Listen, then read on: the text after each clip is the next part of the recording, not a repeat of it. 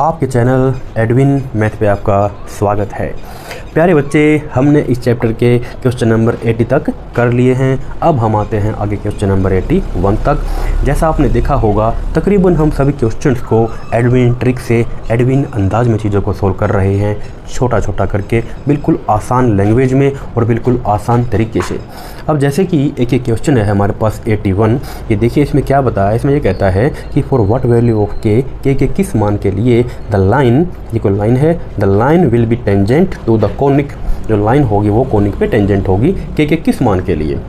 तो मतलब के की ऐसी कौन सी वैल्यू होगी कि जिसके कारण ये जो लाइन है इस पर टेंजेंट हो जाए। तो ये तो भाई देखो इसका हो गया बुकिश मेथड। हम करेंगे इसको एडविन ट्रिक से, बिल्कुल छोटा, बिल्कुल आराम से, बिना किसी फॉर्मूला अप्रोच से। तो देखो बुकिश मेथड में क्या है, ये अगर आप याद कर भी लोगे, देखो इसमें क्या किया उसने, 36 से इसको डिवाइड किया तो हमारे पास ये आ गई इक्वेशन हाइपरबोला की, जिसमें पॉजिटिव वैल्यू होती है ए स्क्वायर और जिसमें नेगेटिव वाली वैल्यू होती है हमारे पास बी का स्क्वायर। अब इसमें कंडीशन होती है कि for a line y equal to M X plus C to be tangent to the hyperbola, कि ये लाइन जो है टेंजेंट हो गया हाइपरबोला पे, यदि ऐसा कुछ हो कि सी स्क्वायर इक्वल टू किसके बराबर हो, a square m square minus b square के। अब यहाँ से जो वैल्यूज हैं हमारे पास ए स्क्वायर बी स्क्वायर की और इसकी ये जो एम है, जो लाइन में हमारे पास एम क्या था, के था, ये हमारे पास लाइन है। तो अभी तुलना करके हमने यहाँ पे इसमें वैल्यू पुट की हैं और देखिए जब इस सवाल का आंसर आएगा। तो ये तो हो गई हमारी बुकिश अप्रोच जो आपकी बुक्स में दी हुई होती है। लेकिन हमें क्या करना है, कुछ ऐसा तरीका फॉलो करो कि चीज़ें आपको याद रहें, फार्मूला आपको रटना ना पड़े। तो देख बच्चे कैसे करेगा फिर एडविन अंदाज में चीज़ों को। भाई देखो, पहले मैं बताता हूँ आपको एडविन टिप्स कि क्या टिप्स है एडविन की। भाई ये कोई लाइन है, उसकी इक्वेशन ये ले ली हमने, l x plus m y plus n equal to 0। आपने ये पढ़ी होगी 9th क्लास में कि a x plus b y plus c equal to 0। अब क्योंकि हाइपरबोला में क्या है, ए और भी पहले यहाँ पे ऑलरेडी आ चुके हैं, ताकि सेम टू सेम ना दिखें, इसलिए इनको हमने चेंज कर दिया। ए और बी की जगह एल एम एन, ये हमने ले दिया एल एम। ठीक, तो ये तो जस्ट नंबर है, आप कुछ भी रख लो, इनको तो कुछ फर्क नहीं पड़ता। अब कहता है कि जो लाइन है ना, ये लाइन हाइपरबोला पे टच करेगी, कब करेगी, देखो कि क्या कंडीशन है उसकी। ठीक, ये तो हो गई मैथ की भाषा। अब मैं आता हूँ आम भाषा में। ठीक, अब जो रियल लाइफ उसमें आते हैं भाई कि हम कैसे चीज़ों को याद करें। अब मैथ में क्या है, मान लेते हैं, ठीक है, हमने मान लिया, माना ये कोई आदमी है, दुबला पतला, दुबला पतला आदमी है बेचारा, और ये देखो पहलवान टाइप का है, साबित दिख रहा है यार, पहलवान मोटा तगड़ा है। ठीक है, ये देखो पहलवान टाइप का है। अब देखो ये जो इंसान है दुबला पतला, ये इस पहलवान को टच कैसे करेगा भाई। तो ओबियस सी बात है यार, अगर ये दुबला पतला जितना पावरफुल ये लग रहा है, उतनी ताकत वाला अगर ये बन जाए तो टच कर जाएगा, अदरवाइज नहीं तो इसको जान से मार देगा। तो क्या करना पड़ेगा, इसको बनना पड़ेगा पावरफुल, इसके जैसा, जैसा ये है। तो बना दो भाई इसको, इसके जैसा बना दो पहलवान। देखो कैसे बनेगा पहलवान। अब ये देखो एक्स हमारे पास ये है, एक बार देखो लिख देता हूँ कि क्या कंडीशन है हमारे पास। ये था ना हाइपरबोला कि x square a square minus y square b square और देखो इक्वल टू 1, ये है हमारे पास।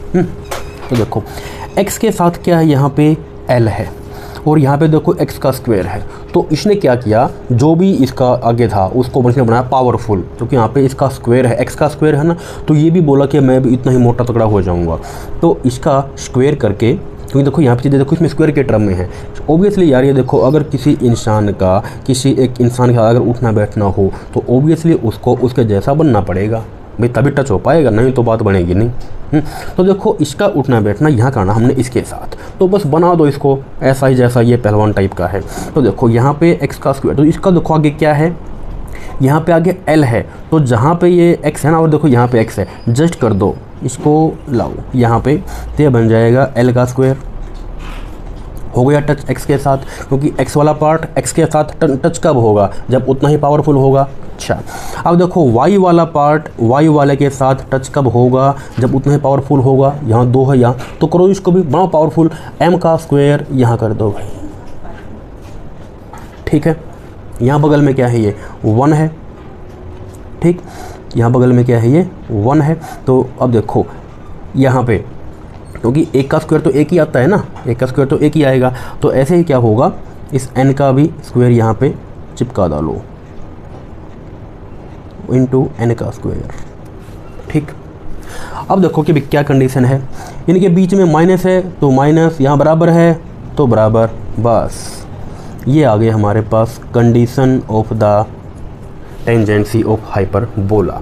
ठीक इसी प्रकार से आप कंडीशन याद रख सकते हो अपनी एलिप्स के लिए भी, कुछ भी बदलाव नहीं आएगा। बस ये बात आपने देखनी थी कि जैसा पावरफुल ये है उसी की तरह इनको बना के पावरफुल ऐसे लगाते जाओ, जो निशान है वो लगाते जाओ और सवाल का आंसर आ जाएगा बच्चे। तो देख भाई कैसे था, ये देखो ये हमारे पास लाइन है, इसको लाइन के फॉर्म में लेके आओ।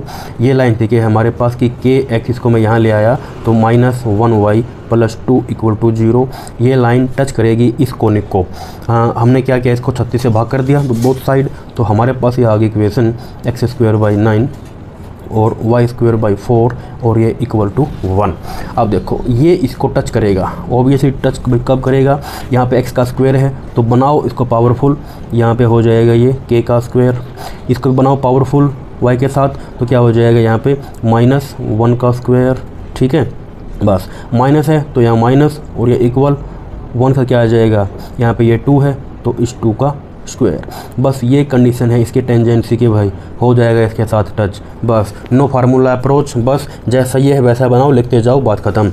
तो हमारे पास ये आ जाएगा कि 9k² और ये यहाँ पे आ जाएगा माइनस का ये 4 और ये सारी 2 दूनी 4 एकम 4 और ये आ जाएगा 9k², यहाँ जाके प्लस हो जाएगा 8। तो हमारे पास जो है k² आ जाएगा 8/9 और k आ जाएगा 8/9 under the root plus minus. तो इसका हो जाएगा हमारे पास रूट ये 2√2 और इसका हो जाएगा 3 और ये इस सवाल का आंसर आ जाएगा बच्चे। तो इस प्रकार से क्या है आपकी कंडीशन एक और क्लियर हो जाएगी इलिप्स वाली, जहाँ पे बीच में इसमें प्लस होता है। तो दिमाग बिल्कुल भी नहीं घुमाना, ना ही कोई फार्मूला याद करना आपको, इसके जैसा बनाओ पावरफुल एंड बस चिपका दो और सवाल का आंसर ला दो। ठीक है बच्चे। अच्छा फिर देखो इसमें आगे अब आते हैं क्वेश्चन नंबर 82 पे।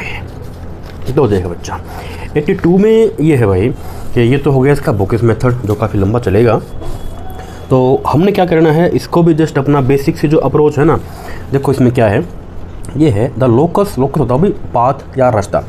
किसका रास्ता बताना है, ये बताना कि लोकस बताना है हमको, the locus of the centres of circles, उन सर्कल्स के सेंटर का जो कि पास हुए हैं पास थ्रू द ओरिजिन, जो ओरिजिन से पास हो रहे हैं, और कट ऑफ ए लेंथ 6, जो लेंथ 6 काट रहे हैं फ्रॉम द लाइन y = 4 से, उसका बताना कि हमने कि भाई क्या लोकस हो सकता है। तो ये तो भाई हो गया बुकिस मेथड, जिसमें इक्वेशन ऑफ सर्कल यूज कर रखी है उसकी ये वाली फॉर्म जो होती है कि x² + y² + 2gx + 2fy + = 0। अब क्योंकि देखो ये पास हुआ भाई से ओरिजिन से, तो इट मीन वहाँ पे x y तुम्हारे 0 0, तो पुट 0 0 x y की जगह, तो v गेट्स = 0। तो हमारे पास ये आगे सर्कल की इक्वेशन। अब उसने बताया था कि जो वो लेंथ काट रहा है इतनी 6 y = 4 से, तो यहाँ देखो एक फार्मूला यूज करना पड़ेगा कि लेंथ ऑफ कोड intercepted by the straight line r² d² under the root, ये जो है तो ये देखो मतलब थोड़ा सा टफ पड़ेगा चीज़ों को याद रखना। तो चीज़ों को याद रखना बड़ा मुश्किल काम है, खासकर उस बच्चे के लिए जिसको मैथ्स छोड़े काफ़ी टाइम हो चुका है। तो चीज़ों को थोड़ा सा ईजी वे में सीखना सीखो कि चीज़ों को हम कैसे थोड़ा सा और ईजी बना सकते हैं। तो केवल जो बेसिक सी बातें हैं ना उनसे ही काम चल जाता है। तो देखा बच्चा भाई कि सर्कल का ये जो क्वेश्चन है हम इसे कैसे करेंगे एडविन अंदाज में, छोटा और आसान। नाउ अब ये इस पे आता हूँ मैं बाई एडविन ट्रिक। देखो भाई क्वेश्चन में क्या दे रखा है इसने ये बताया था कि कोई सर्कल है, फटाफट से सर्कल बना लिया हमने कोई भी, जैसा भी बना, क्योंकि डायग्राम से चीज़ें ज़्यादा क्लियर होती हैं। ये सर्कल है कोई भी, कहता कि पास थ्रू द ओरिजिन। अब ओरिजिन का पॉइंट इसमें कहीं पे भी मान लो, मान लीजिए कि इसमें यहाँ ओरिजिन है, ये इस ओरिजिन से पास हुआ है, ये यहाँ ओरिजिन है,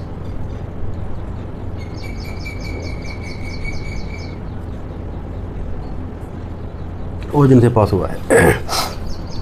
तो यहाँ पे तो ये 0 0 ये बात आ गई हमारी कि circle pass through the origin and cut off length 6 from the line y = 4।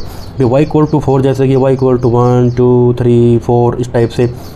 मान लीजिए ये लाइन है हमारे पास y = 4 वाली, ये क्योंकि यहाँ पे जैसे 4 आएगा ना 1 2 3 4, तो मान लीजिए ये लाइन है,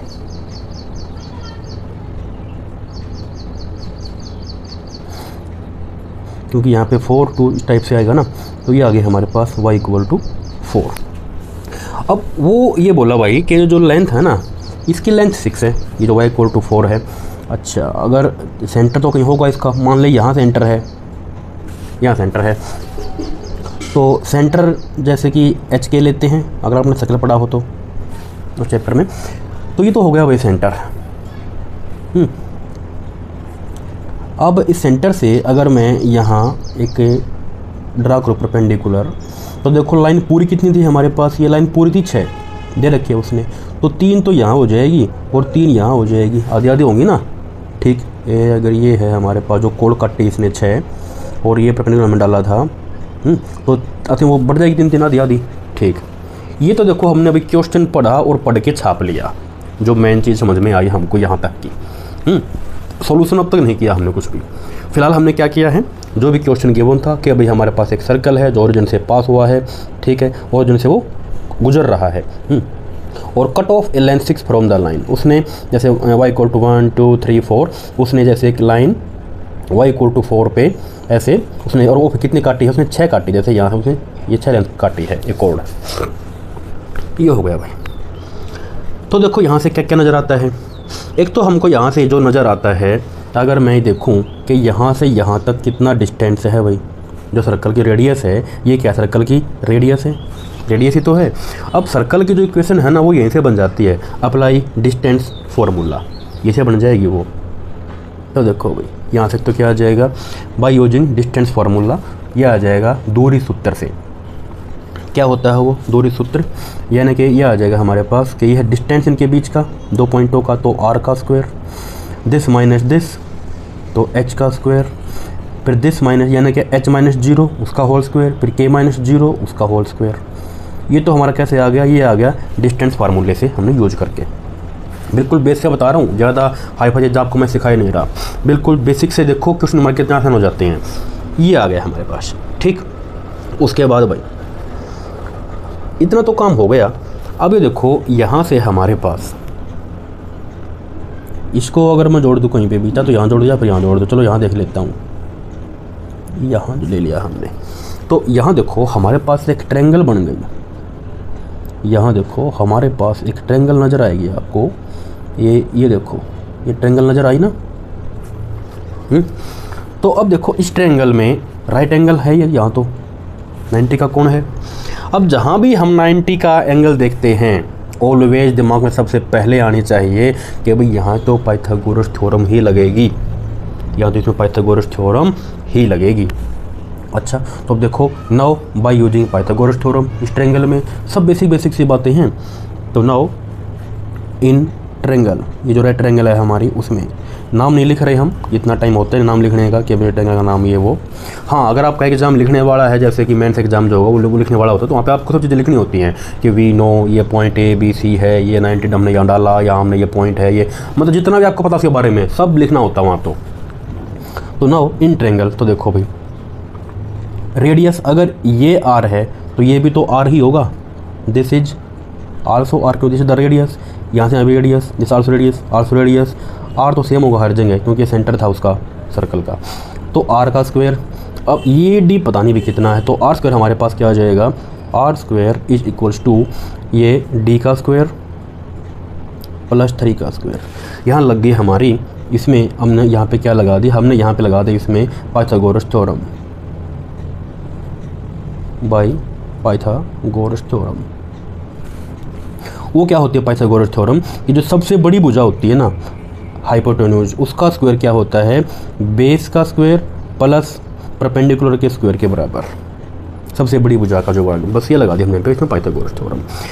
अब ये तो देखो बिल्कुल बेसिक सी बातें थी जो हमने यहाँ पे इसमें देखी, कि यहाँ लग गया हमारा दूरी सूत्र, यहाँ लग गई ये ट्रायंगल। अब देखो लोकस कैसे आएगा, देखो नाउ आर स्क्वायर यहाँ से आ जाएगा डी स्क्वायर, डी ये डिस्टेंस है परपेंडिकुलर डिस्टेंस, ये भी 2D का बिल्कुल बेसिक है कि हम कैसे निकालते हैं परपेंडिकुलर डिस्टेंस। अब देखो लाइन हमारे पास क्या है भाई, लाइन हम इसको यहाँ ले आता हूँ कि y minus 4 equal to 0। Line में देखो x तो है नहीं, इसको मैं ऐसे लिख दिया कि 0x प्लस y, ये लाइन थी ना हमारे पास, ये जो इसको वैसे लिख दिया पूरी लाइन को, this is the y minus 4 equal to 0। हमने x की जगह उसमें कुछ था ही नहीं तो हमने 0 प्लेस कर दिया। नाउ अब निकालना है ये डिस्टेंस, परपेंडिकुलर डिस्टेंस। देखो कि कैसे आता है, सीधा यहीं पे कर देता हूँ तो देखो भी कैसे आएगा। नाउ r का स्क्वायर तो हमने ये पुट कर दिया कि h square plus k square. अब d का स्क्वायर ये निकालो भाई, यहाँ से डिस्टेंस कैसे आएगा, देखो कैसे आता है ये डिस्टेंस। अब ये पॉइंट होते हैं x और y के दोनों। अब सीधी सी बात है यार, इसको मानो कि जैसे लाइफ में आओ, ये तो आत्मा है, आत्मा का मिलन कहाँ होगा, हमेशा शरीर के साथ होगा, ये शरीर है। तो देखो x का पार्ट x में जाएगा, y का पार्ट y में जाएगा, और जाने के बाद जो शरीर वो कितना हो जाएगा बस वो देखना है। तो देखो भाई d कैसे निकलेगा, x का पार्ट x में, इसमें x तो है ही नहीं, लो 0, उसके बाद प्लस y का पार्ट y में, तो ये गई आत्मा y की y में, तो ये k है यहाँ आ जाएगा, ये यहाँ आ गया, उसके बाद माइनस का 4। ठीक, अब देखो नीचे क्या आता है भाई, नीचे आता है कि जो शरीर है वो कितना हो गया, शरीर यानी कि उसका मैग्नीट्यूड। जैसे आत्मा अंदर घुसी तो कितना हो गया वो शरीर फूल के। कभी देखा होगा ना कि भी किसी में जब आत्मा घुसती है तो वो कुछ और ही बन जाता है, उसका शरीर कूदने लगता है, नाचने लगता है, काँपने लगता है। तो क्या हो इसके साथ भाई, ये बन जाएगा 0 का स्क्वायर प्लस 1 का स्क्वायर, ये तो कॉन्स्टेंट का कुछ नहीं होगा। Now take under the root, ये आ गया हमारे पास, दिस इज द डी। और देखो पूरा क्या है, स्क्वायर है, ये हो गया। नाउ प्लस 3 का हो जाएगा हमारे पास 9। इसको खोल लो भाई बस, इसको खोल लो बस। तो देखो हमारे पास ये आ जाएगा कि h का स्क्वायर, k का स्क्वायर, ये k माइनस 4 का होल स्क्वायर है, तो आ जाएगा कि k स्क्वायर, इसका हो जाएगा हमारे पास 16, फिर ये आ जाएगा हमारे पास 4 दूनी 8 k, ये तो 1 ही है, इसका कुछ होना ही नहीं।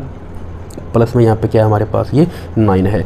k स्क्वायर से ये सॉरी गलत काट दिया, तो इसको ऐसे बना दूँ,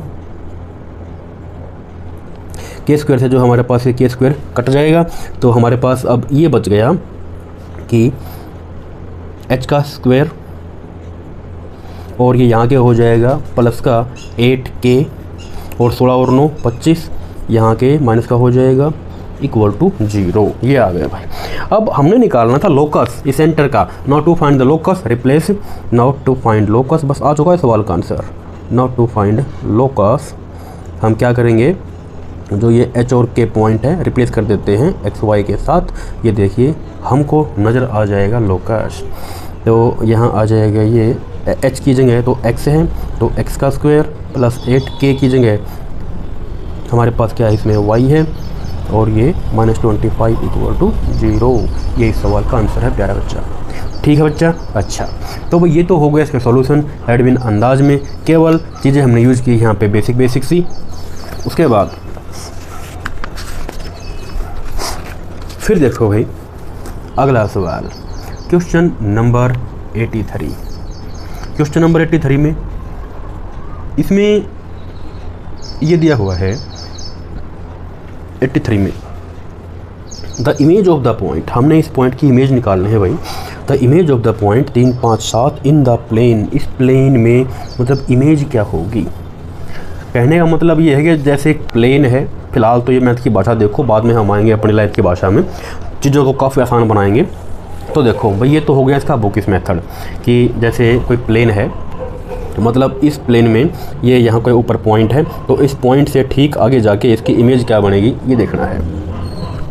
ये वही चीज़ है कि मतलब जैसे कि यहाँ जैसे आपने देखा होगा ना नाई की दुकान में जब आप अपने बाल कटवाने जाते हैं तो अगर जैसे ये कोई शीशा है और यहाँ आप बैठे हैं तो ठीक उतनी ही दूरी पे आपकी इमेज आपको नज़र आती है। ऐसे ही ठीक यहाँ पे है 3D के अंदर कि ये कोई पॉइंट दिया हुआ 3D का और यहाँ पे कोई प्लेन है, तो कहता है कि ये जो पॉइंट होगा ना इसकी इमेज क्या होगी, पॉइंट की जो इमेज है वो क्या होगी, वो पॉइंट बताओ कि वो पॉइंट क्या होंगे। ठीक है बच्चा। अच्छा भाई ये तो देखो इक्वेशन ऑफ प्लेन है, ये हमारे पास ये लैम्डा मान के कर रखा है, लैम्डा मान के, तो लैम्डा से देखो ये काफ़ी लंबा क्वेश्चन हो जाएगा, इतना लंबा हमको बिल्कुल भी नहीं चलना, इतना लंबा हमको बिल्कुल भी नहीं चलना। तो फिर देखो कि हम भाई कैसे करेंगे। देखो इसके तरीके हम दो देखेंगे। तो एक तो है भाई ऑप्शन वाला, देखो जो मैंने अभी आपको बताया है। क्या बताया मैंने अभी जैसे आप बाल कटाने गए, नाई की दुकान के में गए, सैलून में गए आप, ये देखो सैलून, ये यहाँ पे शीशा है, शीशा ये इस टाइप का है, शीशे का ब्रांड है ये 2x + z = 6, ये शीशे का ब्रांड है। अच्छा, तो ये तो हो गया अभी शीशा इस ब्रांड का। उसके बाद यहाँ पे आप बैठे हो 3, 5 और 7, कहता है कि आपकी जो इमेज बनेगी ओबियसली वो इमेज जो है ठीक उतने ही डिस्टेंस पे आगे जाके बनेगी। तो कहता है कि आपकी इमेज क्या है, ये जो पॉइंट है ना, ये पॉइंट क्या आएंगे ये बताने हैं भाई। ओबियसली यार आप बैठे हो तो आपको तो वो शक्ल आपकी ही दिखेगी, लेकिन अगर आपने ध्यान दिया हो लेफ्ट पार्ट आपको राइट में दिखता है, ठीक। अच्छा, तो ये तो हो गई अपनी रियल लाइफ की भाषा। अब आते हैं मैथ की भाषा में। देखो यहाँ पे भाई कैसे हो सकता है। ओबियसली यार ये देखो, ये जो है इमेज जितनी दूर थी ठीक उतनी ही दूर पे आपकी ये जो रिफ्लेक्शन है वो आएगी, ठीक है ना। ये तो हो गया फुट ऑफ परपेंडिकुलर, ठीक उतनी ही दूरी पे क्या आएगी उसकी रिफ्लेक्शन, जो उसकी इमेज बनेगी वो ठीक उतनी दूरी पे बनेगी। तो कहने का मतलब क्या है कि ये काम करेगा मिड पॉइंट, क्या किसका काम करेगा, ये काम करेगा बच्चा मिड पॉइंट का, बस। और एनी पॉइंट, ध्यान से सुनना, any point on the plane satisfy it, इसको सेटिस्फाई करते हैं, बस ख़त्म। तो भाई देख लो लगा के ये सेटिस्फाइड हो रही है या नहीं हो रही। अब देखो सारे ऑप्शन देखो एक जैसे हैं तकरीबन, 5 1 3, 5 -1 3, यहाँ माइनस लगा दिया, यहाँ माइनस लगा दिया, ये है। जैसे मैंने पहले ये देखा कि 5 1 3 पे क्या बात बनेगी हमारी। अगर जैसे मैंने ऑप्शन ए ट्राई करता हूँ पहले, ये उसके लिए है कि जिस बच्चों को कुछ आता ही नहीं, लेकिन जिसको कुछ आता है उसको मैं बताऊंगा अपनी एडविन ट्रिक, क्योंकि यहाँ तो ऑप्शन हमारे तकरीबन सेम है। अगर ऑप्शन सब अलग अलग आ जाएं, जैसे मान लीजिए यहाँ 5 1 3 है, नेक्स्ट में 6 7 8 है, नेक्स्ट में 9 10 कुछ भी है, ऑप्शन डिफरेंट आ जाएँ, तब मारा जाएगा बच्चा। फिर कहाँ कहाँ ट्राई करेगा बच्चा, फिर तो वो फ्राई हो जाएगा ट्राई करने के चक्कर में, फ्राई नहीं होना ट्राई के चक्कर में, ठीक है। तो देखो यहाँ तो काफ़ी ईजी था। तो कैसे ईजी है ना, ऑप्शन जैसे ए पे आता हूँ मैं, ऑप्शन ए के अकॉर्डिंग भी मान लीजिए अगर हमारी इमेज ये 5 1 3 है, मान लीजिए यहाँ 5 1 और 3 है, तो इसका मतलब मिड पॉइंट क्या बनेगा भाई, ये जो मिड पॉइंट है, तो देन हमारा मिड पॉइंट क्या बनेगा, देन मिड पॉइंट भाई 5 और 3 8, उसका आधा 4, 5 और 1 6, उसका आधा 3, 7 और 3 10, उसका आधा 10 का आधा 5, ये बन जाएगा मिड पॉइंट। और any point lie on the plane क्या करेगा बच्चा, उसको वो इक्वेशन को सेटिस्फाई करेगा, प्लेन की इक्वेशन को वो सेटिस्फाई अवश्य करेगा, क्योंकि पॉइंट तो उसी का है। अच्छा, तो देखो भाई कराओ सेटिस्फाई। तो ये हमारे पास प्लेन था कि 2x + y + z = 6। अब देखो लगाओ, अगर मैं x की जगह देखो यहाँ पे 4 लगाता हूँ, y की जगह 3 लगाता हूँ, z की जगह 5, ये देखो पॉइंट है x का, y का, z का, तो देखो क्या आएगा हमारे पास, ये आ जाएगा कि 2 चौका 8, और उसके बाद फिर यहाँ पे +3 और ये +5, कितना क्या 6 के बराबर आ रहा है, 6 के बराबर नहीं आ रहा, क्योंकि 8 और 3 11, 11 और 5 16, नहीं 6 के बराबर तो नहीं आ रहा। तो देखो 6 के बराबर कब आ सकता है, 5 और 3 8।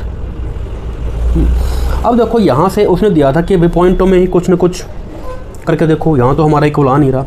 अब देखो इन्हीं में अगर मैं जैसे सबको एक बार करके देखो माइनस माइनस, जैसे अगर मैं ये डी को पकड़ता हूँ तो उस केस में जैसे पहले मैंने यहाँ देखा माइनस, तो भाई उसके हिसाब से हमारा मिड पॉइंट क्या बनेगा, तो देखो हमारा मिड पॉइंट क्या बनेगा उसके हिसाब से, मिड पॉइंट अगर ये है -5 1 3, अब मान लीजिए यहाँ पे -5 है और ये 1 3, तो अब देखो कितना बनेगा, ये जोड़ो -5 और 3 जुड़ के आएगा -2, उसका आधा -1, तो ये बाकी तो सारे सेम वही है, 5 और 1 6 का आधा 3 और 7 और 3 10 का आधा 5।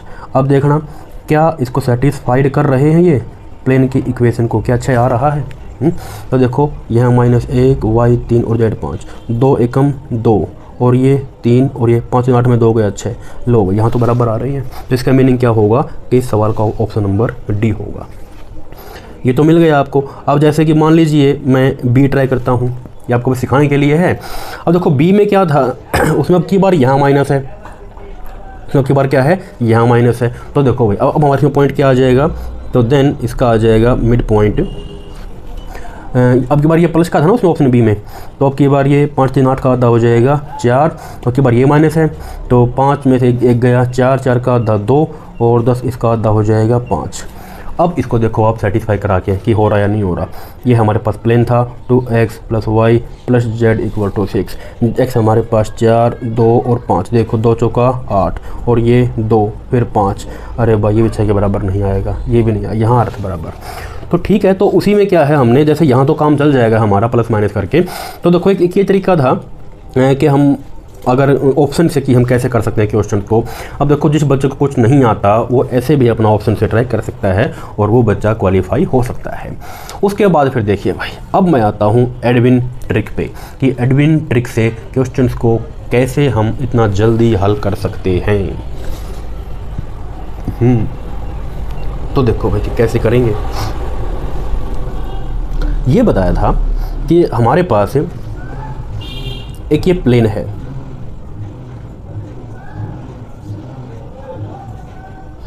ये प्लेन है, ये दिया हुआ है 2x + y + z = 6 और यहाँ ये कोई पॉइंट है जो उसने दिया हुआ है 3, 5 और 7।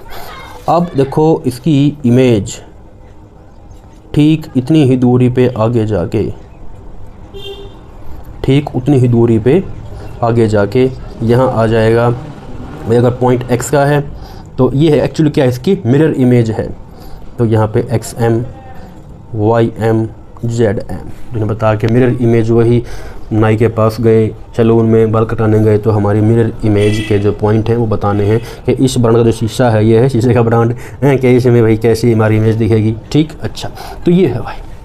तो देखो कि कैसे, पहला तो जो ये लाइन है कि लाइन की इक्वेशन क्या होती है 3D के अंदर, मैंने आपको बता भी रखा है कि जो लाइन है उसमें इक्वेशन कैसे बनती है। देखो लाइन 3D की लाइन जो होती है, यहाँ बताऊँ थोड़ा सा।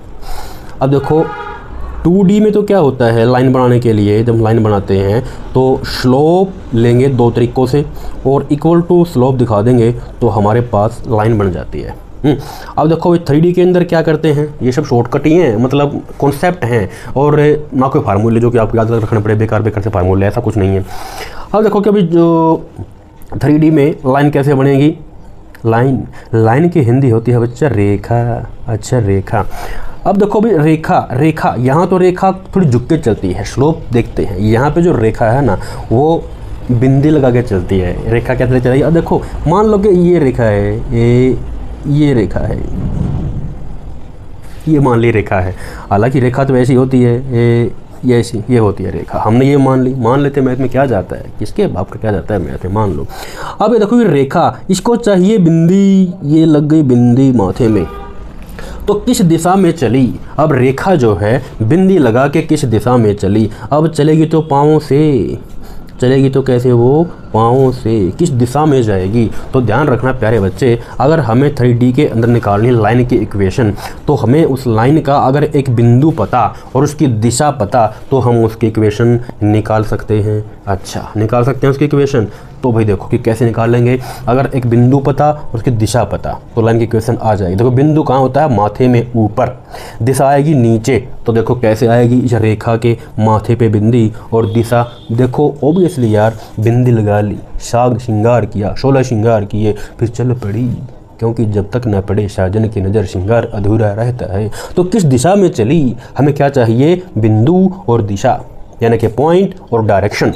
किसके लिए, लाइन की इक्वेशन के लिए, 3D के लिए। तो बस, तो देख बच्चा, अब ये भाई देखो कि ये जो लाइन है ना, ये देखो ये जो लाइन है, ये हमें बतानी है इसकी इक्वेशन। फुट ऑफ परपेंडिकुलर कहाँ बनेंगे ये देखना है हमने। ठीक, तो देखो भाई दिशा कौन बताएगा इसकी, भाई एक जो प्लेन होता है ना, प्लेन के डायरेक्शन रेशियोज हमेशा उसके परपेंडिकुलर होते हैं, हमेशा प्लेन पे, जो यानी कि 2, 1 और 1, ये क्या बताएंगे इसकी दिशा, मतलब ये इसके परपेंडिकुलर है, ये है तो इस पर परपेंडिकुलर ही तो है ना। तो प्लेन के लिए क्या बताएंगे इसकी दिशा। तो बस भाई हमें लाइन के लिए बिंदु पता, उसकी दिशा पता कि मतलब इस तरफ है या इस तरफ जो भी है, ठीक है। तो बस निकल जाएगी उसकी इक्वेशन हमारे पास लाइन की। तो देखो भाई क्या, देखो क्या चाहिए, बिंदी, यानी कि x minus y minus z minus, अच्छा बनाओ रेखा। को चाहिए बिंदु। भाई देखो बिंदु क्या है 3 5 7, तो यहाँ पे 3 5 और 7 किस दिशा में चली, मतलब किस दिशा में है ये लाइन, तो ओबियसली भाई 2 1 1 ये कहाँ, ये है प्लेन की दिशा में, कहाँ है प्लेन की दिशा में। और दिशा कौन बताएगा प्लेन की, उसकी डायरेक्शन रेशो, वो क्या है 2 1 1, ये क्या है 2 1 1, बन गई लाइन की इक्वेशन। तो हमें क्या चाहिए रेखा के लिए, बिंदी, ये देखो बिंदु है और नीचे क्या है उसकी दिशा, किस दिशा में जाएगी, बस। अब ये तो भाई होगी लाइन के लिए, ओके। अब देखो यहाँ पे मैं बताता हूँ एक काम की बात।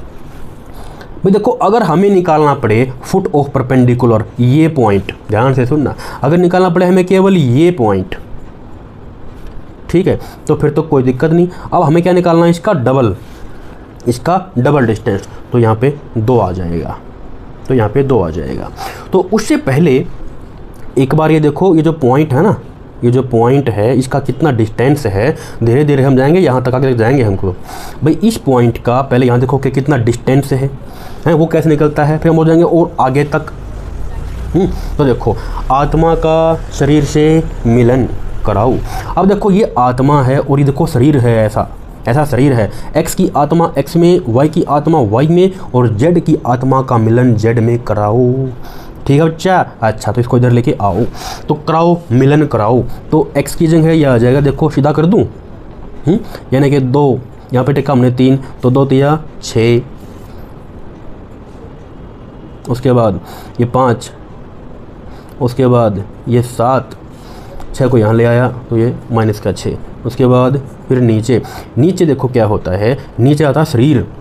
अब यहाँ पे क्या आएगा, 2 का स्क्वायर, फिर 1 का स्क्वायर, फिर 1 का स्क्वायर, यानी कि उस शरीर का कितना मैग्नीट्यूड है, कितना लंबा चौड़ा शरीर है, कौन बताएगा उसका मैग्नीट्यूड। लेकिन यहाँ से भी ऐसे ही सेम उतनी ही दूरी पे। लेकिन प्यारे बच्चे इसमें क्या होगा, यहाँ पे ये एक ट्रिक है, हम अंडर रूट नहीं लेते, हम यहाँ इसमें क्या है अंडर रूट नहीं लेते। अब अंडर रूट नहीं लेते तो कुछ तो लेते होंगे, हाँ बाबा जी कुछ तो लेते होंगे। क्या लेते होंगे, माइनस का साइन, बस क्या लेते होंगे यहाँ पे, माइनस का साइन। अगर निकालना है हमको फुट ऑफ परपेंडिकुलर तो इतना काम, ठीक है बच्चा। अगर निकालना पड़े इमेज तो उतना ही आगे और चले गए, तो क्या हुआ, हम उतना ही आगे और चले गए, तो यहाँ पे 2 लगाना पड़ेगा ना भाई, जिस देखो डबल हो गया ना दूरी, तो उतना आगे और आ जाओ, तो यहाँ पे 2 लगा दो। क्लियर, इसको हल कर दे बच्चा, बस। तो देखो भाई इसको हल करेंगे तो हमारे पास क्या आ जाएगा, अगर मैं इसको हल करता हूँ तो 6 से तो ये 6 कट जाएगा, 6 से तो ये 6 कट जाएगा, और 7 और 5 12, 12 दूनी 24, और नीचे हमारे पास 4 2 6, 6 चौका 24, तो ये आ गया माइनस का 4, ये आ गया माइनस का 4। अब बस हम निकाल दो x की वैल्यू, तो देखो भाई x कितना आएगा, x करो ले जाओ, 2 चौका 8 हो गया, 2 चौका 8 माइनस का, और 3 वहाँ के जुड़ जाएगा प्लस का 3। अब निकाल दो y की वैल्यू, वजह गुणा हो जाएगा माइनस का 4, और 5 वजह के जुड़ जाएगा। निकाल करो z की वैल्यू, 1 गुणा में 4 माइनस 4, 7 वजह के जुड़ जाएगा, बस। तो ये आ जाएंगे हमारे पास x equal to -5, y equal to 1, z equal to 3। तो भाई ये आ गई इसकी मिरर इमेज, ये क्या आ गया बच्चा, इसकी मिरर इमेज। आया मजा बच्चे। अगर निकालना पड़ता इसी क्वेश्चन में, अगर वो पूछ लेता कि फुट ऑफ परपेंडिकुलर ज्ञात कीजिए, तो बस फिर यहाँ पे हम 2 नहीं लगाएंगे, बाकी सारा काम रहेगा। And this is the foot of perpendicular इस पॉइंट का, इस प्लेन के अंदर। ओके बच्चा, अभी जो ट्रिक है देखो कि क्या थी, उसको भी एक बार लिख देता हूँ। ये लो भी कि क्या ट्रिक है, ये हमें निकालना मिरर इमेज, तो XM minus X1 over A, फिर है YM minus Y1 over B, और ये ZM minus Z1 over C equal to -2, यहाँ आ जाएगा AX1, फिर ये है BY1, और ये CZ1 प्लस D, और अपॉन में आ जाएगा A स्क्वायर B स्क्वायर, और फिर ये है YC का स्क्वायर। तो प्यारा बच्चा ये हो जाएगी इसकी ट्रिक, यानी कि फार्मूला कैसे याद होगा हमने आपको सब बता दिया है, ठीक है बच्चा। तो इस प्रकार से जो है आप क्वेश्चंस को बड़े ही आराम से कर सकते हैं, ठीक है। फिर देखिए भाई इसमें क्वेश्चन नंबर 84 पे आते हैं। इसमें कहता है the direction cosine of a line segment whose projections on the coordinate axis, ये दे रखे हैं।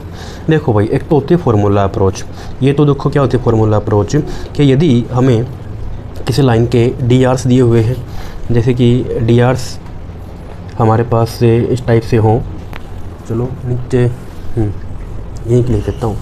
जैसे कि अगर हमारे पास डायरेक्शन रेशियोज अगर दे रखे हों ये ए बी सी, तो फिर डी सीज क्या होंगे, डी सीज इस टाइप से लिखते हैं ना कि ये a upon a square plus b square plus c square under the root, फिर ऐसे ही बी आ जाएगा और ये चीज़ें उसके नीचे आ जाएंगी जो भी इसका ये है, ऐसे ही सी ए स्क्वायर बी स्क्वायर सी स्क्वायर, ये इस टाइप से। तो यहाँ पे देखो हमें उसके रेशोज दिए हुए थे और हमने क्या है उसका डीसीज निकालना है। तो ये तो हो गई हमारे इसकी फार्मूला वाली अप्रोच। बाद में बिना फार्मूले कैसे करेंगे वो मैं आपको बताता हूँ। तो ये देखो कि भाई कैसे हो सकता है। यहाँ पे हमारे पास जो डी आर्स हैं इसके वो हैं 632, तो इसके डीसीज हमारे पास आ जाएंगे -6, ये तो सब लिखी दो अपने 3 और 2। ये देखो सभी ऑप्शन में -6 3 2 तो केवल इसी ऑप्शन में है, तो ये सवाल का आंसर आ जाएगा वैसे भी।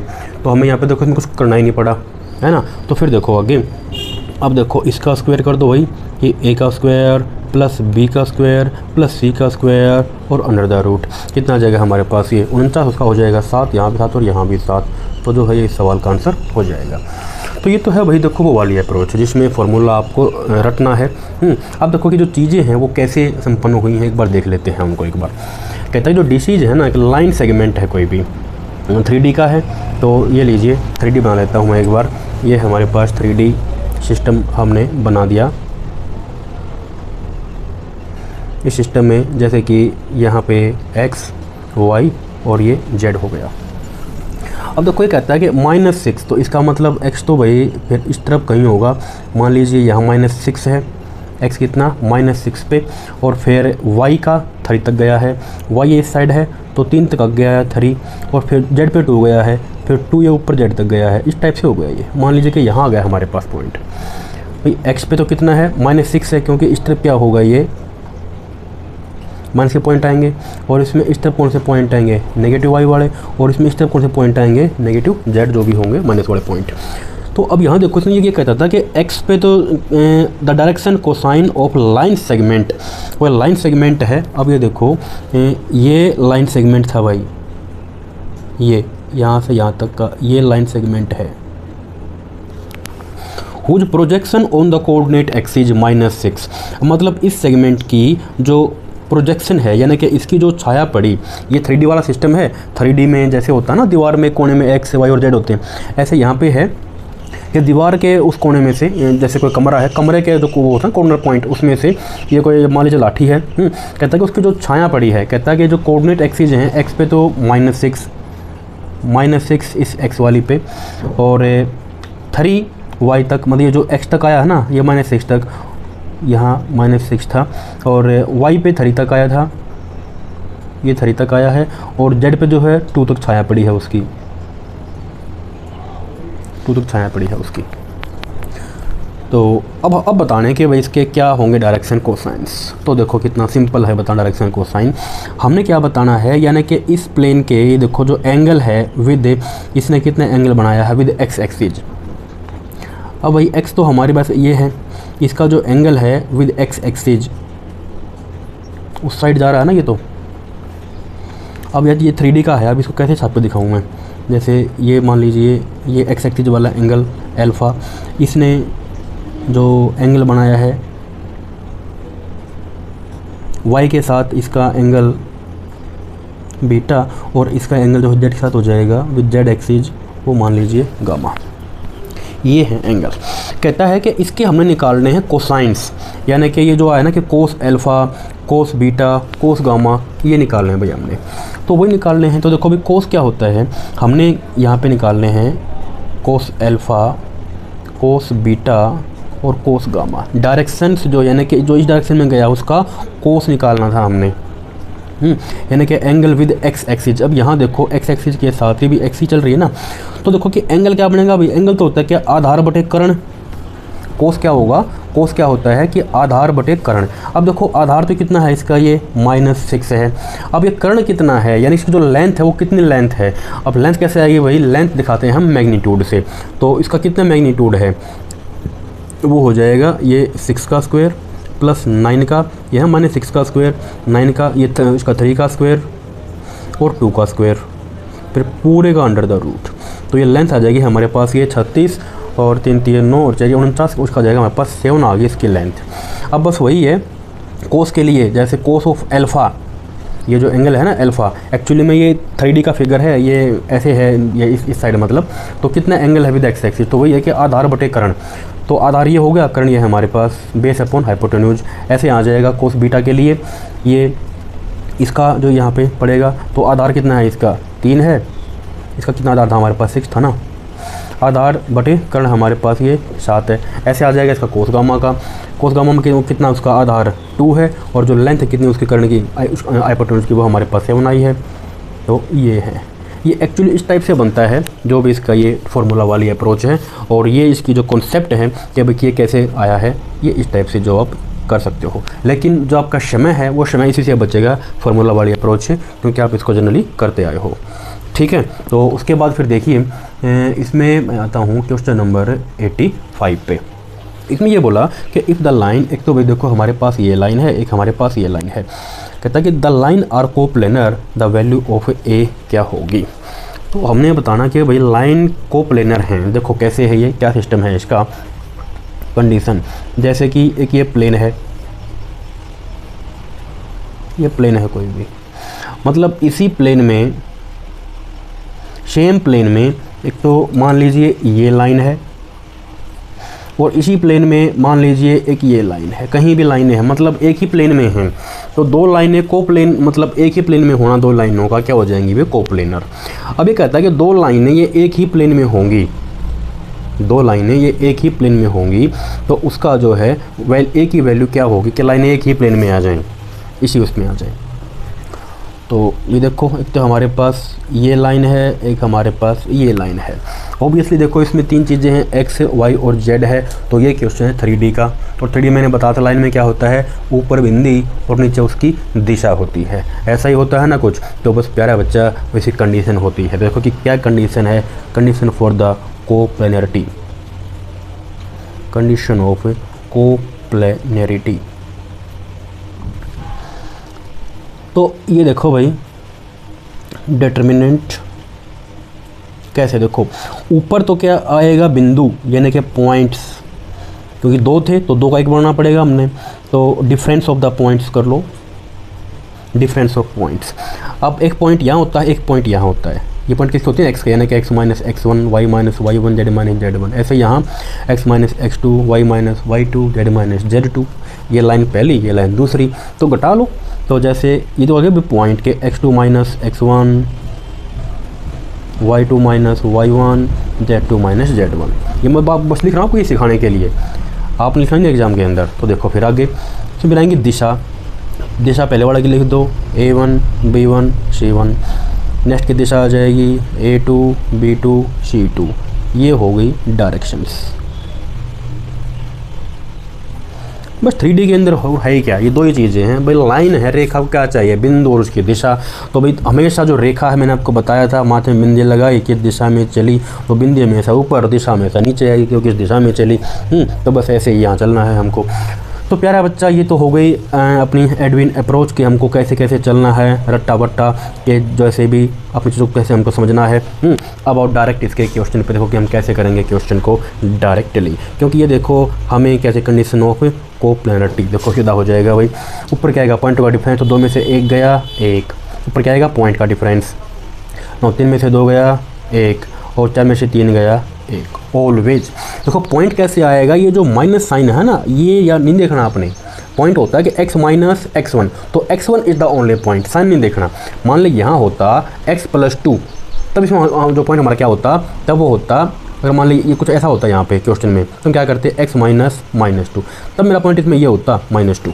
ठीक है, अच्छा तो देखो भाई और क्या क्या, ये तो हो गया पॉइंट का डिफरेंस। अब इसमें क्या आती है दिशा, इसमें नीचे यहाँ क्या आएगी दिशा, बिंदु हो गया, अब आ गया दिशा कि किस दिशा में चली भाई, एक तो है 3 4 5, ये दिशाएं हो गई, कोई रख लो ऊपर नीचे फर्क नहीं पड़ता। ऐसे पॉइंट चाहे आप यहाँ से यहाँ घटाओ या फिर आप यहाँ से यहाँ घटाओ दो, बस कैसे भी आप घटा दो, या तो आप ऐसे घटा दो, ऐसे घटाओ, या फिर आप इन्हें ऐसे घटाओ, बस घटा दो, फ़र्क नहीं पड़ेगा, आंसर सेम आएगा। क्योंकि डिटरमिनेंट क्या भाई, वहाँ पे तो प्रॉपर्टी होती है we can take minus sign common. ऐसे ही वैसे भी इक्वल टू 0 चल रहा है, तो ऐसे ये जो दिशा है हमारी, एक ये वाली की दिशा कि किस दिशा में गई, किस दिशा में गई, इन आप लिख दो ऊपर नीचे, कोई कहीं लिख दो, क्योंकि वहाँ भी एक प्रॉपर्टी होती है। अगर हम किसी भी रो को ऊपर नीचे करेंगे तो we can take minus sign, आगे माइनस, क्योंकि 0 है तो ख़त्म। कुछ फ़र्क नहीं पड़ेगा, बस कर दो, समस्या करने की बस कर दो। अब देखो क्या आएगा, नेक्स्ट हमारी दिशा क्या है इसकी, A 3 और 4, ये इस दिशा में गई। बस भाई ये कंडीशन थी, इसको सोल्व कर दो डिटरमिनेंट को। तो डिटरमिनेंट सोल्व अभी हो जाएगी। तो देखो ये 1 आ जाएगा, 4 चौका 16, 5 तिया 15, फिर है 1, उसके बाद 3 चौका 12 और ये 5A, उसके बाद है फिर 1, 3 तिया 9 और ये आ जाएगा 4A इक्वल टू 0। अब देखो तो आ गया 1, यहाँ कितना बच गया भैया हमारे पास, ये आ गया माइनस के बाद 12 और माइनस माइनस प्लस का 5A, फिर आ गया हमारे पास 9 और यह आ जाएगा 4A इज इक्वल टू 0। अब देखो भाई यहाँ से कितना आता है रे बच्चा, 9 10 में ये बच गया -2 और ये आ गया A, ये बन जाके हो जाएगा हमारा साइड जाके प्लस का हो जाएगा 2 और ये सवाल का आंसर आ जाएगा। ठीक, तो फॉर्मूला जो है आपने ये माइंड में रखना है। रखना क्या माइंड में, कुछ भी नहीं। अरे यार देखो 2 चीज़ें हैं, 2 का 1 कब बनेगा, घट के बनेगा, घटा दो बस, ये घट जाएगा, डिफरेंस हमारा आ जाएगा। नीचे क्या आएगी, दिशा आएगी, रेखा किस दिशा में गई है, बस ये हमारी। प्यारे बच्चों कुछ भी नहीं है। 3 डायमेंशनल चैप्टर जो ये चैप्टर है, ये 3D वाला बच्चों को टफ लगता है, लेकिन पूरी 3D में हमने रेखा को घुमाया है, बिंदी लगा के उसको चलाया है, बस ख़त्म। कुछ था ही रेखा के अंदर, कुछ भी नहीं था। उसके बाद फिर देखिए आगे, नाउ क्वेश्चन नंबर 86 पे। अरे ले भाई 3D के ही क्वेश्चन आ रहे हैं भाई, ये तो बार बार 3D का दिख रहा है आपको, पूरा ज्ञान करा डालेंगे आज ये। तो देखो क्या 3D के अंदर कुछ, अरे भाई देखो ये तो हो गया इसका बुक इस मेथड। हमको ऐसे नहीं चलना, क्योंकि हमारा है कॉम्पिटिटिव एग्ज़ाम और MCQ पैटर्न में अगर हमको चलना है तो कीमती समय बचाते हुए, चीज़ों को सोल्व करने हुए हमें आगे बढ़ना होता है। इस प्रकार से बिल्कुल भी अपना कीमती समय बर्बाद ना करें। तो अब आते हैं एडविन ट्रिक पे कि हम एडविन ट्रिक किस प्रकार से लगा के अपना कीमती समय बचा सकते हैं बच्चा। अब देखो भाई ध्यान से देखियो कि क्या बताऊंगा मैं, ध्यान से। यह कहता है कि length of perpendicular from 1 to 3 to the line. हमें निकालना है लेंथ ऑफ परपेंडिकुलर। ये देखो कि जैसे ये कोई पॉइंट है 1 2 3, इस पॉइंट का, और ये कोई लाइन है, लाइन हो गई x - 6/3, y - 7/2, z - 7/-2, ये लाइन हो गई। वो कहता है कि इस पॉइंट का लाइन से डिस्टेंस ज्ञात करो। प्यारा बच्चा, डिस्टेंस हमेशा कैसा होता है, परपेंडिकुलर वे में ही होता है। Distance always perpendicular. अब यहाँ समस्या आएगी कि हम कैसे करें, ये जो डिस्टेंस है, शॉर्टेज डिस्टेंस कितना है वो हम कैसे निकालें। भाई 2D के अंदर तो कुछ भी नहीं था, वहाँ तो बिल्कुल सिंपल था। यहाँ पे एक लाइन से डिस्टेंस है, देखो फिर कैसे निकलेगा।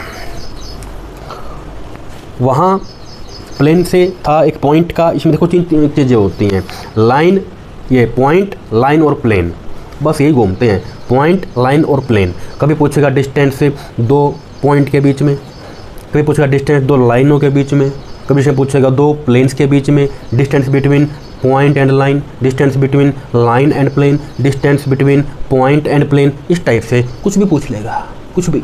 तरीका वही रहेगा कि रेखा के मध्य पे बिंदियाँ। तो देखो कैसे। अब यहाँ हमने निकालना है अपना ये डिस्टेंस, शॉर्टेस्ट डिस्टेंस के भाई कितना आएगा। तो देखा बच्चा शॉर्टेस्ट डिस्टेंस कैसे निकलेगा इस प्रकार के सवालों में। This is the Edwin trick. तो देख कैसे अप्लाई करते हैं इस एडविन ट्रिक को शॉर्टेस्ट डिस्टेंस की। ये है भाई, यहाँ तो एक ही लाइन है, तो एक लाइन में तो क्या आएगा, ऊपर तो क्या आता है भाई, ऊपर तो क्या आता है, देखो यहाँ तो लाइन है, तो ऊपर जैसे जब भी तो डिटरमिनेंट होगी ना, जब भी डिटरमिनेंट होगी यहाँ पे क्या आएगा बच्चा, पॉइंट्स का डिफरेंस, यानी कि डिफरेंस ऑफ द पॉइंट्स। अब एक पॉइंट ये है, एक पॉइंट ये। देखो भाई रेखा के, यह रेखा ये होता पॉइंट 6 7 7, दिस इज द बिंदु 6 7 7। यह दिशा 3 2 2 किस दिशा में चली। अब देखो ऊपर आता है डिफरेंस ऑफ द पॉइंट, यानी जो डिस्टेंस है वो किन बिंदुओं के बीच में है। डिस्टेंस क्या होगा, दो बिंदुओं के बीच की दूरी। अब ये बिंदु और ये बिंदु, मैंने बताया था माइनस साइन नहीं लेना होता है। This is the point only 6। तो देखो 6 में से 1 गया 5, 7 में से 2 गया 5, 7 में से 3 गया 4। डिस्टेंस बस घटा दो कि कितना है, बस ये देखना है हमने। घटा दो, चाहे तो इसमें से ये घटाओ, चाहे आप इसमें से ये घटाओ, लेकिन घटेगा सिक्वेंशियली, ऐसे नहीं एक बार तो ये घटा दिया, एक बार यहाँ से ये घटा दिया, एक बार फिर से ये घटा दिया, नहीं चलना सिक्वेंशियली है। या तो आप यहाँ से घटाओ ऐसे, या फिर ऐसे ऊपर से नीचे घटाते आ जाओ। बस घटा दो, जो भी आपको थोड़ा सा मतलब अच्छा लगे उस हिसाब से घटा दो। फिर देखा बच्चा नीचे क्या बोला भाई, नीचे आएगी दिशा। अरे दिशा तो यहाँ पे एक ही है, अरे एक ही है तो क्या हुआ, उसी में चली जाएगी, जाने दो जहाँ जाती है ये। तो ये लो भाई 3 2 और -2, बस तरीका वही सोल्व करने का। तो कर दो भाई, ये 2 पॉइंट हो गए। नीचे क्या हो गई, ये डायरेक्शन हो गई कि रेखा बिंदियाँ लगा के माथे पे कहाँ चली। तो देख बच्चा कहाँ चली। अब कैसे सोल्व होगा भाई, कैसे सोल्व होगा। डिटरमिनेंट में तो क्रॉस होता है तो क्रॉस पे क्रॉस, क्रॉस पे क्रॉस और क्रॉस पे क्रॉस है। जैसे वो होता है ना कोर्टों में, तारीख पे तारीख, तारीख पे तारीख, तारीख पे तारीख, न्याय मिलता ही नहीं साहब। तो ऐसे ही यहाँ होगा। तो देख बच्चा कैसे होगा, लगा डालो। तो देखो भाई यहाँ भी डिस्टेंस ही है। तो कितना डिस्टेंस आएगा, जैसे वो देखते हैं ना कि 2 पॉइंटों के बीच की दूरी, तो हम क्या करते हैं, दूरी सूत्र लगाते हैं। दूरी सूत्र लगाते हैं, उसमें क्या लेके आते हैं, अंडर द रूट लेके आते हैं। याद आया कुछ दूरी सूत्र का भाई, दूरी तो याद कर रहे हैं, तो दूरी है तो ठीक है भाई, रूट तो आएगा। ये बात तो क्लियर हो गई बाबा जी कि रूट तो आएगा। अच्छा अब देख बच्चा, अब लगा दे क्रॉस पे क्रॉस, क्रॉस पे क्रॉस। अब देख भाई पहले तो ये क्रॉस, यानी कि 5 दूनी 10 और फिर 5 3 15, इसका डिफरेंस, यानी कि 5 दूनी 10 और 5 3 15, बस उसका स्क्वायर करना है, ध्यान रहे। उसके बाद प्लस, अब यहाँ पे आ जाए बच्चा 5 दूनी -10 और ये 4 दूनी 8, क्या आ जाएगा 5 दूनी -10 फिर माइनस लगा के 4 दूनी 8 खुल रही है यहाँ पे, ये डिटरमिनेंट की तरह खोलना है। अब यहाँ लगा दे कि 5 दूनी ये आ जाएगा -10 और ये फिर 4 3 12। तो इस प्रकार से बना दे भाई, तो आ जाएगा हमारे पास 5 दूनी 10 और ये 4 3 12 पूरे का स्क्वायर। ठीक, अब आ जाए नीचे। अब देखो भाई नीचे, नीचे नीचे क्या होगा, नीचे तो क्या है, देखो नीचे क्या है, दिशा। तो दिशा को ही पकड़ो भाई, किसको पकड़ो, दिशा को। दिशा हमारे पास 3 है, तो ये लो 3 का स्क्वायर, फिर ये 2 है तो 2 का स्क्वायर, -2 है तो 2 का square. Formula free approach, formula याद नहीं करना, फार्मूले का प्रयोग वर्जित है। तो देख बच्चा क्या आया, ये आ जाएगा 5 5 5 25। अच्छा ये आ जाएगा 18, 18 का हो जाएगा स्क्वायर 324। यह आ जाएगा कितना 22, उसका स्क्वायर, ये हो जाएगा 484। अच्छा फिर यह हो जाएगा 3 3 9, 2 दूनी 4, 2 दूनी 4 अंडर द रूट, नीचे आ ये जोड़ दे 833, ये जोड़ दे 17 अंडर द रूट, घट जाएगा भाई 7, 17 चौका 68। अच्छा 17 53 हो बॉय रे, कट गया। और ये देखो 7 आंसर आ गया, आ गया बच्चा, आ गया 7 इस सवाल का आंसर आ गया कि जो परपेंडिकुलर की जो लेंथ है वो 7 है। तो भाई बताओ क्या था, कुछ भी नहीं था। यही अप्रोच लगाओ, क्यों पड़े हो इस बुक इस मेथड के चक्कर में अपना कीमती समय बर्बाद करने में। तो प्यारा बच्चा आप इस एडवेंट ट्रिक को लगाओ और मैथ के मज़े ले बच्चा, मज़े। और फिर देख थोड़ा सा मज़ा और देता हूँ, ये ले भाई यहाँ देखो, कहता है कि cos alpha cos beta cos gamma के यहाँ डायरेक्शन कोसाइन है स्ट्रेट लाइन के। अच्छा तो भाई ये बताओ, भाई ये सवाल आपकी बुक में है। मान लीजिए आपके एग्जाम में आ जाए कि 10 square alpha, 10 square beta, 10 square gamma, उनके एडिशन की वैल्यू बताओ, दिमाग घूम जाएगा। मान लीजिए अब यहाँ पे इसकी जगह सेक दे दे, मान लीजिए यहाँ पे इसकी जगह कुछ और दे दे, फिर क्या करेगा, दिमाग की दही हो जाएगी। अभी क्या करेगा, कुछ नहीं करेगा, छोड़ के आएगा, फिर तुक्का मार के आएगा। नहीं नहीं ऐसा कुछ नहीं करना। तो देखा बच्चा ये सवाल का बुक इस मेथड, जहाँ पे कि लाइन दे रखी थी कि इस लाइन ने एंगल बनाया अल्फा विद एक्स एक्सिज, इस लाइन ने एंगल बनाया बीटा विद वाई एक्सिज, इसे बनाया angle gamma with Z axis. And we know, तब ये जानते हैं कि भाई ऐसा होता है। जो बच्चा ये बात नहीं जानता कि अभी cos square alpha cos square beta cos square gamma equal to 1 होता है, ये मानो उसका ये सवाल तो गया ही गया। जो ये बात नहीं जानता फिर ये कैसे निकालेगा भाई, फिर तो निकलेगा ही नहीं। हाँ, लेकिन जो बच्चा इस बात को जानता है वो ये भी जानता है कि कोस स्क्वायर अल्फा क्या होता है 1 minus sine square alpha, because sine square alpha plus cos square alpha ये बराबर 1 के होता है। ऐसे ही इसको खोल डाला, इसको भी खोल डाला और ये 1 तो कट ही जाएगा, 1 जाके ये 2 बच जाएगा, उस सवाल का आंसर आएगा। ये तो हो गई बुकिश अप्रोच जो आप जानते हो। लेकिन प्यारा बच्चा उसने कहा था, यहाँ देखो अब इसे करते हैं एडविन ट्रिक के द्वारा। ये कहता है कि cos alpha cos beta cos gamma क्या है, डायरेक्शन कोसाइन है स्ट्रेट लाइन के। अरे भाई स्ट्रेट लाइन है, अच्छा तो भाई पहले तो बना 3D सिस्टम, ये बना लिया हमने 3D सिस्टम, ये बन गया हमारा 3D system, this is X Y and this is Z, ये हो गया अपना 3D सिस्टम। अब देखो मेरी रेखा एक स्ट्रेट लाइन जरूरी थोड़ी है, तो किसने बोला है? क्या बाबा जी ने बोला है कि ऐसे आएगी? नहीं, बाबा जी ने तो ये बोला है कि ये लाइन तो वैसे आएगी, ये लाइन तो वैसे आएगी। भाई लाइन को यहीं रख लेना अपने आसानी के लिए, क्या उठाता है उसके सिर पे? उठाए मत लाइन को, कहीं पे उठाए मत, नीचे रख दे। अरे बोझ मर जाएगा, दिमाग सिर पे रखेगा तो मत उठा उसको, ऐसे मत उठा लाइन को, पड़ी रहने दे नीचे। ये ले भाई लाइन ऐसे पड़ी है। अब देख अगर लाइन पड़ी है तो इसने क्या एंगल बनाया भाई, अल्फा ने कुछ बनाया ही नहीं, अल्फा इक्वल टू 0। अब देख भाई इस लाइन ने कितना बनाया, इसका जो एंगल है beta, angle beta with Y कितना बनेगा बच्चा 90 डिग्री। इस लाइन का एंगल गामा विद जेड कितना बनेगा भाई, वो बनेगा वो भी 90 का बनेगा। एंड एंगल अल्फा तो क्या बनेगा विद एक्स एक्सिस, वो तो 0 होएगा ही होएगा। अच्छा ये बन गए। अब देखा बच्चा ये हमारा सवाल था जो कि दिया हुआ था कि साइन स्क्वायर अल्फा हमारे पास क्या बच्चा 0, फिर है साइन स्क्वायर बीटा कितना है बच्चा 90, उसके बाद फिर है भाई साइन स्क्वायर गामा कितना है बच्चा, ये भी 90। तो साइन 0 तो 0 ही होता है, साइन 90 1 होता है, साइन 90 1 होता है और 1 का स्क्वायर भी 1 ही होता है। ऐसे यहाँ आ जाएगा 1 जमा 1 2 होता है। बच्चा जानता है गली गली का। तो ये था भाई इस सवाल का आंसर, ऑप्शन नंबर डी। ख़त्म हो गया भाई। बताओ अरे क्यों दिमाग को बेवजह हैंग करते हो, जब चीज़ें अपनी आराम से हो रही हैं, केवल बेसिक से हो रही हैं। अब ये पता नहीं कौन बच्चों को बहका रहा है कि एडमिन ट्रिक तो बड़ी मुश्किल होती हैं, वो तो याद ही नहीं होती। अरे भाई जब आपका बेसिक ही क्लियर नहीं है, आप खुद देखो चीज़ों को मैं केवल लेता हूँ बेसिक से, वहीं से सारी बातें निकल के आती हैं। तो काहे पढ़े हो इस किताबों के चक्कर में? नहीं, हालांकि किताबें बहुत ज्ञान देती हैं आपको, उसी ज्ञान से एनालाइज करके ये ट्रिक बनती है प्यारा बच्चा। ठीक है बच्चे। अच्छा अब देखो जिस भी विद्यार्थियों को तैयारी करनी है टीजीटी पीजीटी की, वो दिए गए नंबर पे संपर्क कीजिए और मैथ के मजे ले बच्चा, मजे, टेंशन मत ले। एम बोले तो मैथ और एम बोले तो मज़ा, मजे ले मैथ के। उसके बाद फिर आओ भाई अगला सवाल हाजिर है 88 आँखों के सामने। अरे भाई बताओ, एक ये सवाल ये डाला, बिल्कुल बेसिक सा सवाल है। ये चेक कर रहा कि बच्चे कुछ घर से पढ़ के भी आए हैं या नहीं पढ़ के आए हैं। अब बताओ यहाँ देखो क्या होता है इस प्रकार के सवालों में। देखो मैं आपको बताता हूँ इसके पीछे क्या रहस्य है, उजागर करता हूँ। देखो सफ़ियर ये बनता है 3D के अंदर, क्योंकि शक्ल बनता है 2D के अंदर, 2 डायमेंशन में, और ये होता है गोला।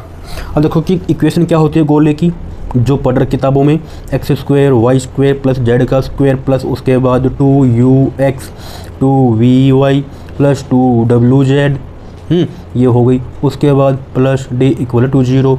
अच्छा अब निकालना पूछे अगर सेंटर, तो सेंटर क्या होगा बच्चा, कोफिशिएंट ऑफ x का आधा करके, कोफिशिएंट क्या है x का, ये है 2u, तो उसका आधा करके -u, कोफिशिएंट ऑफ y उसका आधा करके नेगेटिव, कोफिशिएंट ऑफ z इसका आधा करके नेगेटिव, ये होता है उसका सेंटर। ठीक है बच्चे। अच्छा ये सेंटर भी आ गया, तो r की वैल्यू क्या होती है भाई, रेडियस की वैल्यू। तो देखिए जो सेंटर आया है ना, इस सेंटर का स्क्वायर कर दे, u square plus v square plus w square, यानी कि सेंटर का तो स्क्वायर हो गया हमारे पास। अच्छा उसका जो ये है ना, इसका ये कांस्टेंट ये d, इसको घटा दिया बच्चा, ये ले d, and then take under the root, ये आ जाएगी हमारे पास रेडियस। क्या जाएगी हमारे पास इसकी रेडियस। अच्छा अब देखिए यहाँ पे ध्यान से, ये तो हो गई इसके बिल्कुल बेसिक कॉन्सेप्ट, बिल्कुल बेसिक बात है भी। जो भी बच्चा सफ़ियर चैप्टर पढ़ेगा उसको ये बात तो आनी चाहिए, जिसको यही बात नहीं आती वो ये बात लिख के ले लो, मतलब भाई फिर तो मैथ से उसका कोई दुश्मनी है। ये तो बिल्कुल बेसिक सी चीज़ है सफ़ियर की। जब भी आप इसको पढ़ोगे तो ये आपको आना चाहिए। जैसे वो होता है ना, अगर आपको इंग्लिश सीखनी है तो पहले ABCD आनी चाहिए। ये बिल्कुल बेसिक बातें हैं बच्चे। और देखो उनसे हमारे साथ क्वेश्चन हो जाएगा क्लियर। अब देखो ये कहता है कि what is the radius of the sphere, what is the radius, हमें निकालनी इसकी रेडियस। तो देखो भाई सेंटर तो क्या बनेगा भाई, सेंटर मैंने आपको बताया था, सेंटर बताया था कि कोफिशिएंट ऑफ x कितना होगा, यहाँ पे 1 है तो उसका आधा करके माइनस लगा दो, यहाँ पे ऑलरेडी माइनस है तो ये तो प्लस का ही हो गया। उसके बाद कोफिशिएंट ऑफ y उसका आधा हो जाएगा, माइनस के प्लस का हो जाएगा, कोफिशिएंट ऑफ z ये भी ऐसे ही हो जाएगा। तो ये सेंटर आ गया हमारे पास, अगर वो सेंटर निकालना पूछे आपसे। अब उसने पूछा कि what is the radius, what is the radius r क्या होगा बच्चा, सेंटर का स्क्वायर करके कांस्टेंट तो इसमें है ही नहीं वो घटा दो, क्या होगी रेडियस। देखो ये फार्मूला है तो आपको याद नहीं होता, क्योंकि कैसे याद होगा भाई, ये देखो सेंटर का स्क्वायर करके, स्क्वायर क्या सेंटर का 1/4 प्लस 1/4 प्लस 1/4 हो गया सबका स्क्वायर। तो क्या घटेगा, कांस्टेंट में है ही नहीं, अरे है नहीं तो जीरो कर दे भाई। तो देखो नाउ 1 1 2 और 1 3, दिस इज द चार्ज का हमारे पास आ जाएगा 2। ऑप्शन नंबर बी इस सवाल का आंसर आ जाएगा बच्चे। आया मजा बच्चे। अब बताओ यार, इतना इजी आपको बता रहा हूँ कि सेंटर का स्क्वायर कर दो और कांस्टेंट को घटा दो, बस कुछ भी नहीं था रे। देखो ये चीज़ आपको याद नहीं होती, कैसे होंगी आपको बता डाला कि सेंटर का स्क्वायर करके कांस्टेंट को घटा दो, बस आ जाएगा उत्तर। उसके बाद फिर देखा बच्चा, अरे भाई रे ये क्या आ गया, अरे ये क्या आ गया, कुछ तो है। देखो क्या है ये है कि द कोनिक, एक ये कोनिक दे रखा है कि 5x square minus 6xy plus 5y square plus 26x minus 22y plus 29y equal to 0।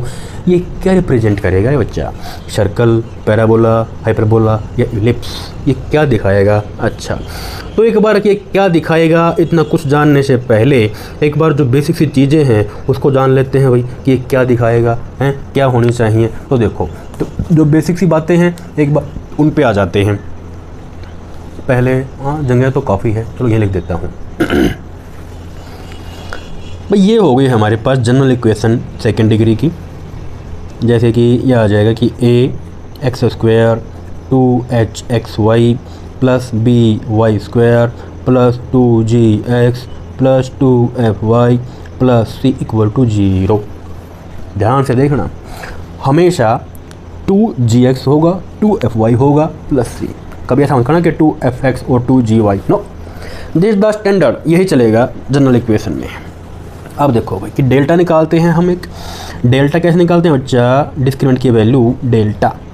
अब देखो बच्चा डेल्टा कैसे निकलता है, डेल्टा भाई ए बी सी या तो आ जाएंगे कि A B और C। ABC आएंगे डायगनली, कैसे आएंगे ABC, वो आएंगे डायगनली। लो भाई हमने बताया था कि एक त्रिशूल सा बनाना है, एक त्रिशूल बनाना है, भोले भंडारी का त्रिशूल बना डालो रे बाबा, ये त्रिशूल। अब देखो FGH, यहाँ भी FGH और FGH, तो देखो कैसे, एक बार मैं चलूँगा ऐसे कि FGH ऐसे, अब यहाँ से आ जाओ FGH ऐसे, तो ये बन गया त्रिशूल। यहाँ से चले ऐसे FGH, यहाँ से चले ऐसे FGH, ये तो ये त्रिशूल बनाना है कुल मिला के। अच्छा भाई, तो ये आपके डेल्टा की वैल्यू है। अब ये तो हो गई डिटरमिनेंट की फॉर्म में।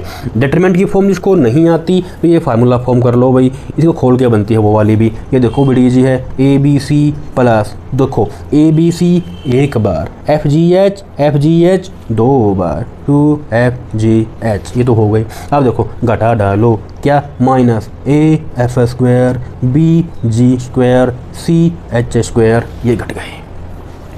AF स्क्वायर BG स्क्वायर और CH स्क्वायर, ऐसे हमारे पास क्या आ जाएगी वैल्यू, डिटरमिनेंट की वैल्यू आ जाएगी। अब डिटरमिनेंट की वैल्यू भी कुछ तो आएगी, अब ये देखो भाई डेल्टा। प्यारा बच्चा क्वेश्चन तो केवल ये 2 सेकंड का ही था, ये बस मैं आपको कुछ थोड़ा सा बेसिक नॉलेज दे रहा हूँ कि क्या क्या कैसे कैसे हम लोग सीखते हैं। अब देखो जो डेल्टा है ना, भाई देखो मैथ में क्या होगा, हम किसी भी सवाल का उत्तर निकालते हैं, या तो 0 आएगा या 0 नहीं आएगा, दो ही बातें होती हैं। अच्छा, अब ये जो डेल्टा की वैल्यू है, ये जो डेल्टा है हमारे पास, ये जो डेल्टा है हमारे पास, ये डेल्टा या तो 0 नहीं आएगा या फिर ये 0 आ जाएगा। अच्छा, अगर डेल्टा 0 नहीं आएगा, अगर डेल्टा 0 नहीं आएगा तो देखो वहाँ पे 3 बातें होंगी भाई, वहाँ पे क्या होंगी, 3 बातें होंगी। अच्छा बाबा जी, हाँ बच्चा 3 बातें होंगी वहाँ। ऐसे ही यहाँ डेल्टा अगर 0 आएगा तो 3 बातें होंगी। अच्छा बाबा जी, हाँ बच्चा 3 बातें होंगी। अच्छा तो देख क्या क्या 3 बातें होंगी, ये देख डेल्टा अगर 0 नहीं है तो ये देखो कि फिर हम क्या चेक करेंगे, ये देखो कि इसके अंदर जो हम ये हमारी कंडीशन है, क्या h² ग्रेटर देन AB आएगा, क्या h² इक्वल टू AB आएगा, क्या h का स्क्वायर लेस देन AB आएगा। यहाँ भी बच्चा वही बात देखनी पड़ेगी आपको कि क्या h² ग्रेटर देन AB आएगा, क्या h² इक्वल टू AB आएगा, क्या h² लेस देन AB आएगा। यहाँ भी सेम वही बात है। बाबा जी फ़र्क क्या है, अरे बच्चा देख ये फ़र्क है, डेल्टा 0 या नॉन 0, कंडीशन सेम, दिमाग पे लोड नहीं डालना, दिमाग पे लोड नहीं डालना। फिर देखा बच्चा कैसे, अब देखा बच्चा भाई डेल्टा की वैल्यू 0 यानी कि ये ले कुछ है ही नहीं भाई, पेन रखा तो कुछ चलाया ही नहीं, ना तो 1 बनाया ना 2 बनाया ना लाइन बनाई, कुछ बनाया ही नहीं, पॉइंट ही तो रहा। अगर कुछ घुमा दिया चला दिया तो कुछ बनेगा भाई, कुछ तो बनेगा, इलिप्स, पैराबोला, हाइपरबोला, कुछ तो बनेगा। हाँ बाबा जी कुछ तो बनेगा, हाँ बनेगा। अब देख यहाँ जो मैं बताऊंगा आपको कि क्या बनेगा इतने केस में, यहाँ जो पॉइंट है लाइन एंड पॉइंट बनेंगे, केवल लाइन एंड पॉइंट। लेकिन यहाँ जो हमारे पास आएंगी वो 2D शेप आएंगी, 2D शेप। 2D शेप कैसे कैसे, ये देखो देखो h की वैल्यू अगर ज़्यादा है, h बोले तो हाइपर, ये तो हाइपर हो जाएगा, ज़्यादा हो जाएगा, ज़्यादा गुस्सा नहीं दिलाना, h बोले तो हाइपर और हाइपर बोले तो हाइपरबोला। तो ये हमको क्या देगा बच्चा, ये देगा हमको हाइपरबोला। अच्छा, और यहाँ तो वैल्यू इक्वल है, अरे इक्वल हैं, ये देखो खुद ही बता रहा है, देखो कैसी लाइन है, ये देखो इक्वल मतलब पैरेलल, कैसी है पैरेलल देखो। लेकिन ये यहाँ तो लाइन तो बनेगी नहीं, तो यहाँ क्या बनेगा, पैराबोला। देखो पैरेलल यानी कि पैरेलल, तो यहाँ क्या बनेगा, पैराबोला। हो गया याद बच्चे। अब देखो यहाँ तो लेस है भाई, इसमें बनेगा इलिप्स, क्योंकि बड़े पे हाइपरबोला, छोटे पे इलिप्स और इक्वल पे पैराबोला। ये शेप आ जाएंगे हमारे पास तीनों की तीनों। अब देखो यहाँ पे अगर इक्वल टू 0 है, ये देखो अगर लेस देन है तो एक पॉइंट आएगा ओनली, ए पॉइंट ओनली, फिर तो कुछ होना ही नहीं, ए पॉइंट ओनली। और अगर इक्वल आगे देखो, इक्वल क्या है, इक्वल तो क्या आएंगी, पेयर ऑफ पैरेलल लाइन। देखो दिख भी रहा है क्या है, पेयर ऑफ पैरेलल लाइन। तो हमें क्या देगा बच्चा यहाँ से, ये देगा पेयर ऑफ पैरेलल लाइन। उसके बाद h² greater than AB, h²। अब देखो भाई अगर लेस है तो एक पॉइंट, इक्वल है तो पेयर आ गया, ग्रेटर पे क्या होगा, झगड़ा होगा, काटेंगी एक दूसरे को, काटेंगी मारेंगी, तो लाइनें हमारी हो जाएंगी इंटरसेक्टिंग। देखो नाम भी देखो है ही ये, देखो काट रही हैं ऐसे, देखो काटेंगे ना आपस में, देखो एक लाइन ये एक ये काटेंगे आपस में, ऑब्वियसली यार ये देखो एक लाइन ये एक ये काट तो रही है आपस में। तो ये क्या देगा हमको, इंटरसेक्टिंग लाइन।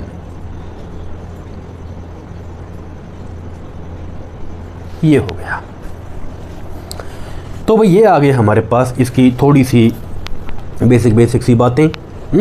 अब देखो इस सवाल में भाई देखो या तो 2D शेप है, हाइपरबोला, पैराबोला, एलिप्स, या फिर ये पॉइंट के बारे में है। अब देखो इस सवाल पे आ जाओ, अब देखो बच्चा इस सवाल पे आ जाओ यहाँ। अरे भाई ये तो बड़ा आसान बन गया। देखो इसमें क्या था भाई, कहता है कि देखो 3 चीज़ें, पैराबोला, हाइपरबोला, एलिप्स, सर्कल या फिर सर्कल। तो इसमें देखो पॉइंट तो है ही नहीं, कहीं पे भी इसमें देखो पॉइंट नहीं है, इसमें कहीं पॉइंट है ही नहीं, तो इट मीन डेल्टा को निकाल देखना पड़ेगा ही नहीं कि डेल्टा है या नहीं है। ठीक है, क्योंकि भी डेल्टा 0 आया या नहीं आया, 0 देखना ही नहीं पड़ा हमको, तो ऐसे काम चल जाएगा बगैर डेल्टे के। ये देखो अगर मैं तुलना करूं कि ax² 2gxy by² + 2gx 2fy, और ये होता है सी हमारे पास। तो ये देख बच्चा, ये तो हमारे पास क्या आ जाएगा ए, यहाँ से ए तो आ गया 5 अगर मैं कंपेयर करता हूँ इसकी, और यहाँ से अगर मैं कंपेयर करूँ कि भाई ये हो गया 2h है ना, 2hxy यानी कि आ गया हमारे पास -6, तो h मेरे पास आ गया -3, और यहाँ से देखूँ मैं तो दिस इज by², तो b हमारे पास आ गया 5। अब यहाँ देखो ध्यान से, a मेरे पास 5 है, h हमारे पास 3 है और b हमारे पास 5 है। अब कंडीशन क्या होती है, हम ये देखते हैं कि क्या h² और ab में क्या संबंध है, ग्रेटर है या लेस है। अब देखो h का स्क्वायर 9 और a इंटू बी 5 पंजे 25, ये तो भाई बड़ा आ गया, ये मिल गया हमको रिलेशन। अब ये देखो, अगर h² बड़ा होता, h बड़ा होता तो हाइपरबोला, अगर h ही होता तो हाइपर, वो बड़ा है, ये तो हाइपर हुआ ही नहीं, बे तो हाइपर ही नहीं हुआ, मतलब a और b की वैल्यू मेजर माइनर। तो यहाँ पे क्या देगा हमको, ये इलिप्स देगा। क्या देगा बच्चा हमको यहाँ पे, ये इलिप्स देगा। इस टाइप की शेप आएगी इलिप्टिक, ये हमारे पास इलिप्स बनेगा। ठीक है बच्चा। अच्छा भाई, ये हो गया हमारे पास इस सवाल का, इस सवाल के बारे में थोड़ा सा। तो ऐसे क्वेश्चन काफ़ी आते हैं आपके एग्ज़ाम में कि भाई ये कौन दे देगा कि व्हाट डज इट रिप्रेजेंट, तो ये तरीका होता है उसका। लेकिन अब जहाँ ऑप्शन ऐसे मैच कर दे कि भाई 2 ऑप्शन तो वही ऐसे दे दे और फिर ऑप्शन ऐसे दे दे इन टाइप के, तब हम वहाँ पे यूज़ करेंगे अपना ये डेटा निकाल के देखते हैं, फिर हम आगे बढ़ते हैं इन कंडीशंस के अकॉर्डिंग। ठीक है। अच्छा भाई, तो उसके बाद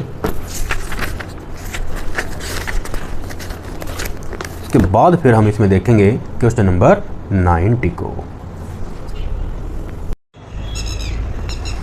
फिर देखिए बच्चा 90 में भाई, इसमें ये बोला the coordinate of the point where the line, तो ये है, अच्छा 3D की है, ऊपर है बिंदी, नीचे है उसकी दिशा, इंटरसेक्ट द प्लेन, प्लेन को काटती है। तो भाई कोऑर्डिनेट क्या है, इस जहाँ वो काटती है प्लेन को, वो बताने हैं। अच्छा तो देखो, एक बार तो कर लो बुक इस मेथड, वैसे ये भी आसानी पड़ेगा, बुक इस भी ज़्यादा मुश्किल तो पड़ेगा नहीं। तो देखो भाई, ये तो हो गया हमारे पास एक प्लेन, ये बना डाला हमने एक प्लेन, ये कोई प्लेन है। अब इस प्लेन को एक लाइन आई, देखो रेखा आई और ऐसे इसको यहाँ काट के ऐसे बाहर निकल गई। ये रेखा आई, काट के बाहर निकल गई। तो रेखा हम की किसने दे रखी है उसने कि x - 2 - 1 y + 3 अपॉन 1 और z - 1/6 ये दे रखी है। और देखो भाई, ये प्लेन है, ये है प्लेन की इक्वेशन, ये 2x + y + z = 7 ये प्लेन की इक्वेशन। नाउ अब देखो, ये जो लाइन है ना, उसने कहा कि वो कोऑर्डिनेट ऑफ द पॉइंट जहाँ वो काट रही है, जहाँ वो कर रही है इंटरसेक्ट, यहाँ काट रही है।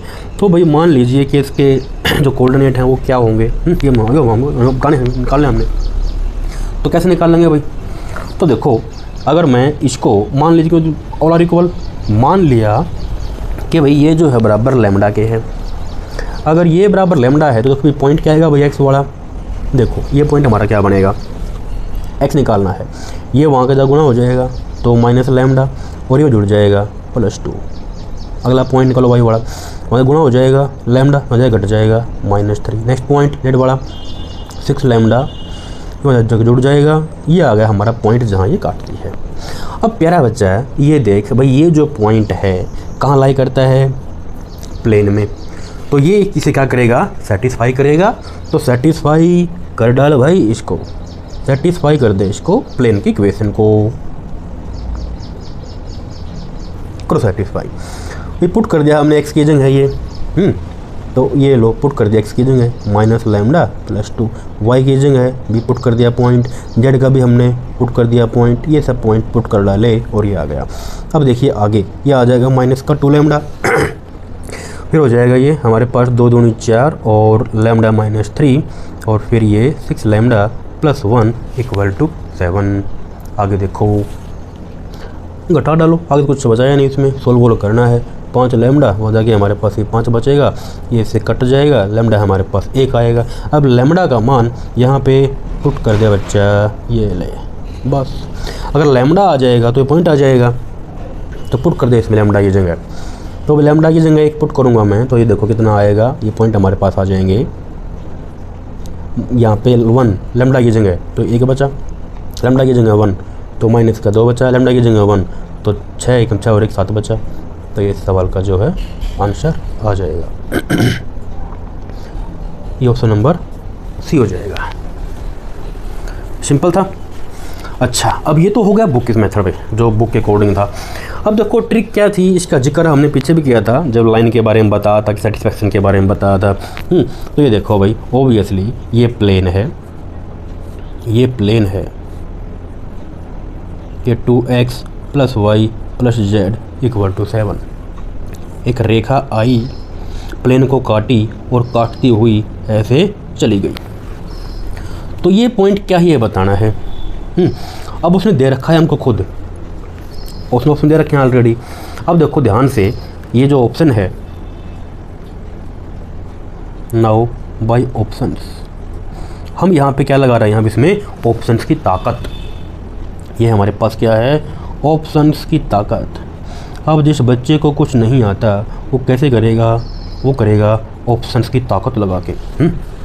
तो देखो भाई, x की जगह अगर 2 लगाओ, x की जगह 2, y की जगह 1 और z की जगह -7, कितना आएगा भाई, 2 दूनी 4। उसने क्या देगा, 2 दूनी 4 फिर 1 -7, इसके बराबर आएगा, नहीं आएगा। ऑप्शन बी क्या देगा, फिर रखेगा वो यहाँ पे 7 -1 और 2, 7 दूनी 14 और ये माइनस का 1 और यहाँ पे 2 बराबर इसके आएगा, नहीं आ रहा। ऑप्शन सी लगाएगा। फिर यहाँ पे x की जगह 1, y की जगह -2, z की जगह 7। तो देखो 2 एकम 2, यहाँ पे -2 और ये 7, ये लो 7 आ गया, बस ख़त्म। ये जो इस सवाल का आंसर हो जाएगा। तो इस प्रकार से बड़े आराम से कर सकते हैं। फिर देखिए,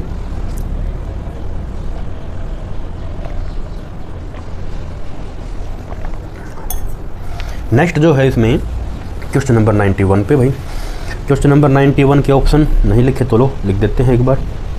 ये हैं कि 2d डिटरमिनेंट ऑफ a और 3 इंटू डिटरमिनेंट ऑफ a और फिर डिटरमिनेंट ऑफ a उसका होल स्क्वायर और लास्ट है डिटरमिनेंट ऑफ a उसका होल क्यूब।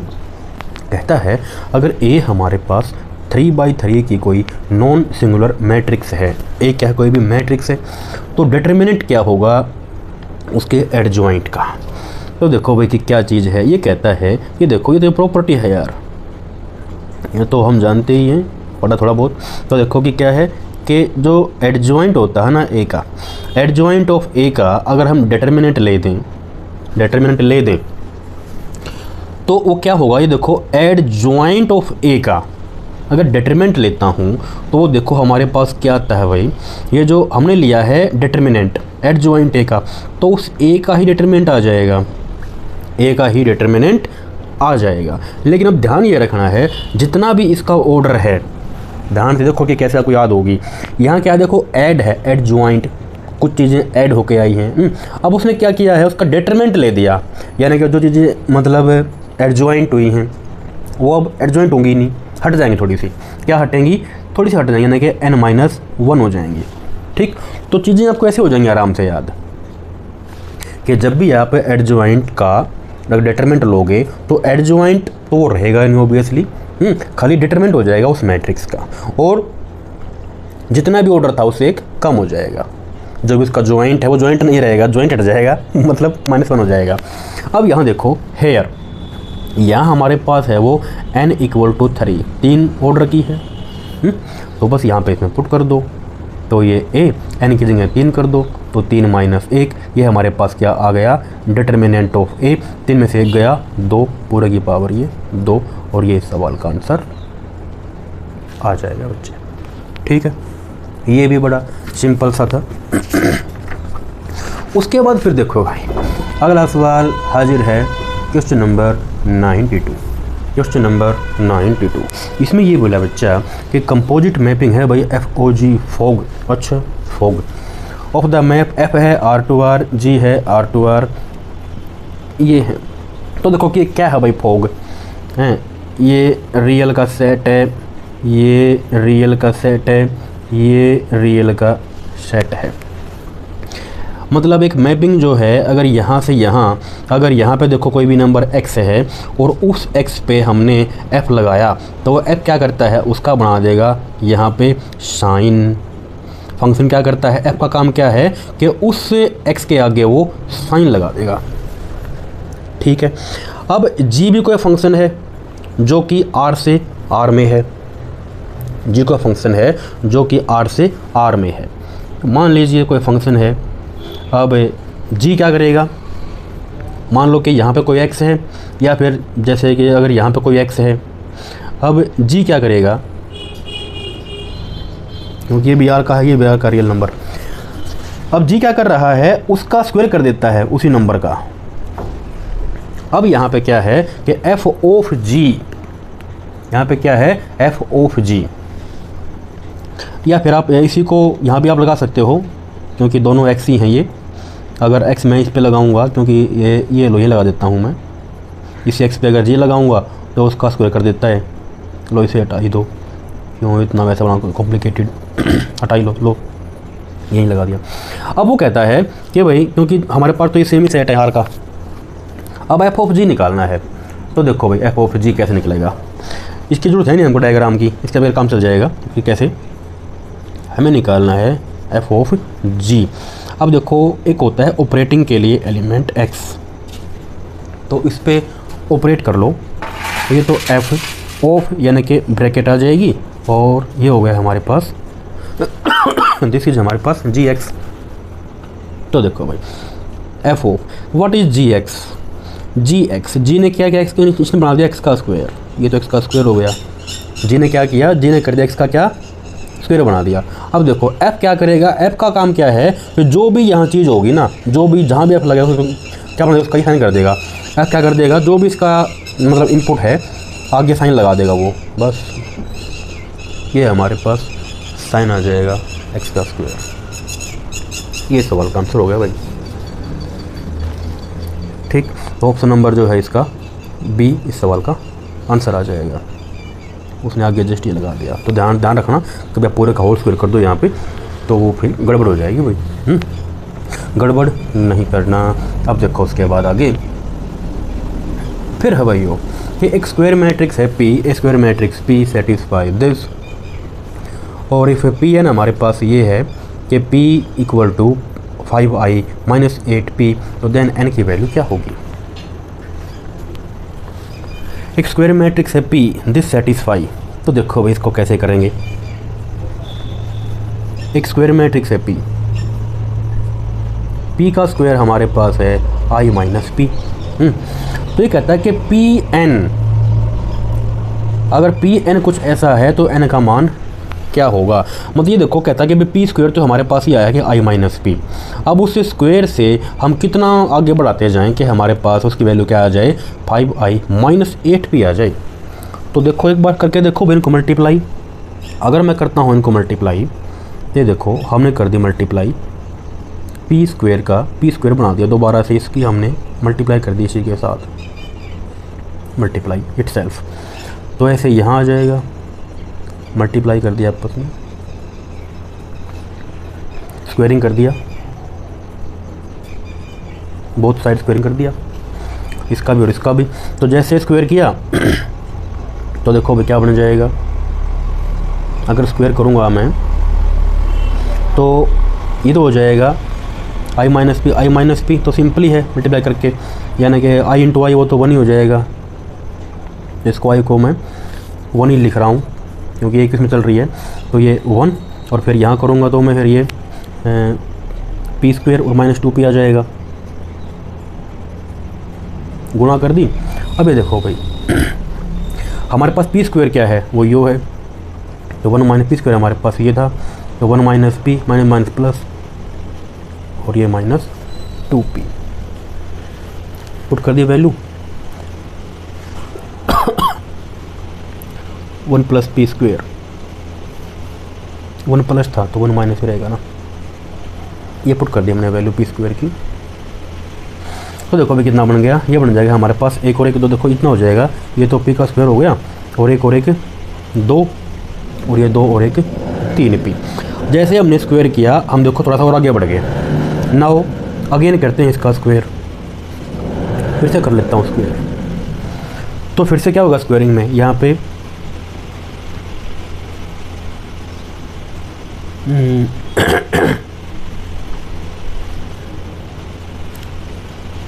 पी स्क्वायर से मल्टीप्लाई कर लो बोथ साइड, क्योंकि स्क्वायरिंग में तो करेंगे फिर पावर 8 हो जाएगी, 8 में क्या ज़्यादा बढ़ जाए, तो मल्टीप्लाई बाई पी स्क्वायर कर लेते हैं both side, multiply by P square कर लेते हैं बोथ साइड।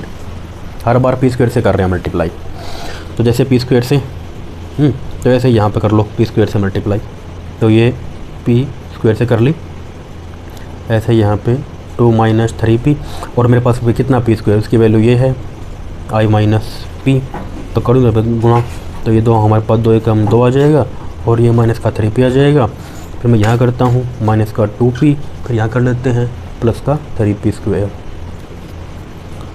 अब पी स्क्वायर हमारे पास क्या, उसको फिर से लिख लो, तो ये हो जाएंगे हमारे पास 5p। नाउ पी स्क्वायर है मेरे पास i - p, पी स्क्वायर है हमारे पास i - p, तो इसको फिर से गुणा, देखो कितना हो गया भाई, ये बन गया हमारे पास p की पावर 6, पावर ऐड हो जाएंगी, और यहाँ आ जाएगा अब ये 2 - 5p, और 3 एकम 3i, तो लिख लो इसको, सिंपली 3 लिख दिया हमने, और माइनस 3p, तो जो p6 है वो आ जाएगा हमारे पास ये 3 और 2 5, और माइनस ये आ जाएगा 8p। अरे भाई बन गई बात, 2 बार में बात बन गई, हमने गुणा किया 2 बार पी स्क्वायर, तो ये देखो हमारे पास सेम चीज़ आ गई जो इसने क्वेश्चन में दी हुई थी। एंड देखो गिवन दैट क्या है, नाउ गिवन ये था कि Pn बराबर है 5i - 8p। अगर मैं इसको कंपेयर करता हूँ, ये तो i ही है, बात तो वही है 5i × a, और ये 8p, तो देखो n हमारे पास क्या आ जाएगा भाई, n हमारे पास इसमें जो है 6 आ जाएगा, और ये सवाल का आंसर हो जाएगा। ठीक है, तो वो 2 बार में गुणा करी तो ये हो गया, या फिर आप उसकी गुणा एक बार करते, पहले पी से करते, फिर पी से करते, फिर पी से करते, फिर पी से करते, वो कुछ लंबा हो जाता। तो उसके बाद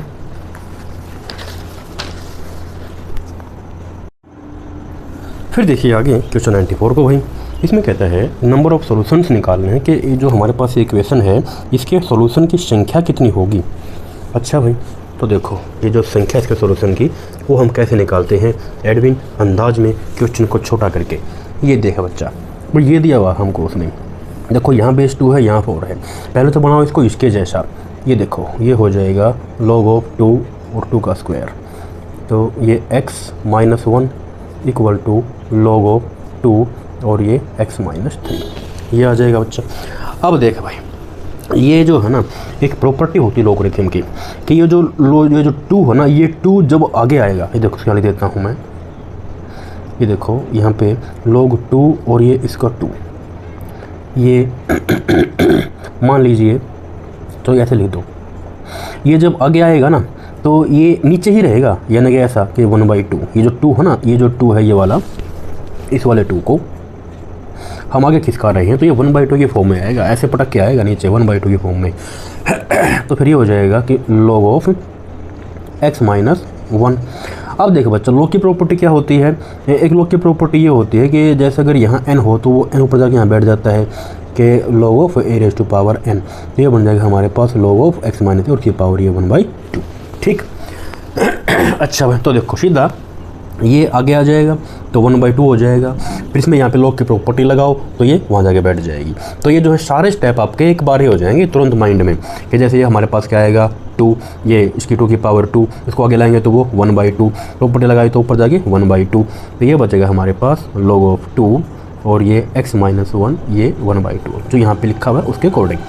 ठीक है बच्चा, अब देख आगे, फिर ये log 2x - 3। अब देखो भाई, log का क्या है, ये देखो इनपुट दोनों का सेम है, ये मतलब इनका जो फंक्शन है वो सेम है, और बीच में साइन क्या है इक्वल का, तो फिर तो जो इनपुट है ना वो भी हमारा क्या होना चाहिए, सेम होना चाहिए। ठीक भाई, अगर फंक्शन सेम है या साइन इक्वल है, इट मीन फिर भी हमारे पास क्या होगा, इक्वल होगा। तो बस भाई फंक्शन का जो इनपुट है वो भी इक्वल कर दो, सेम कर दो, ये लो, ये भी हमने सेम कर दिया।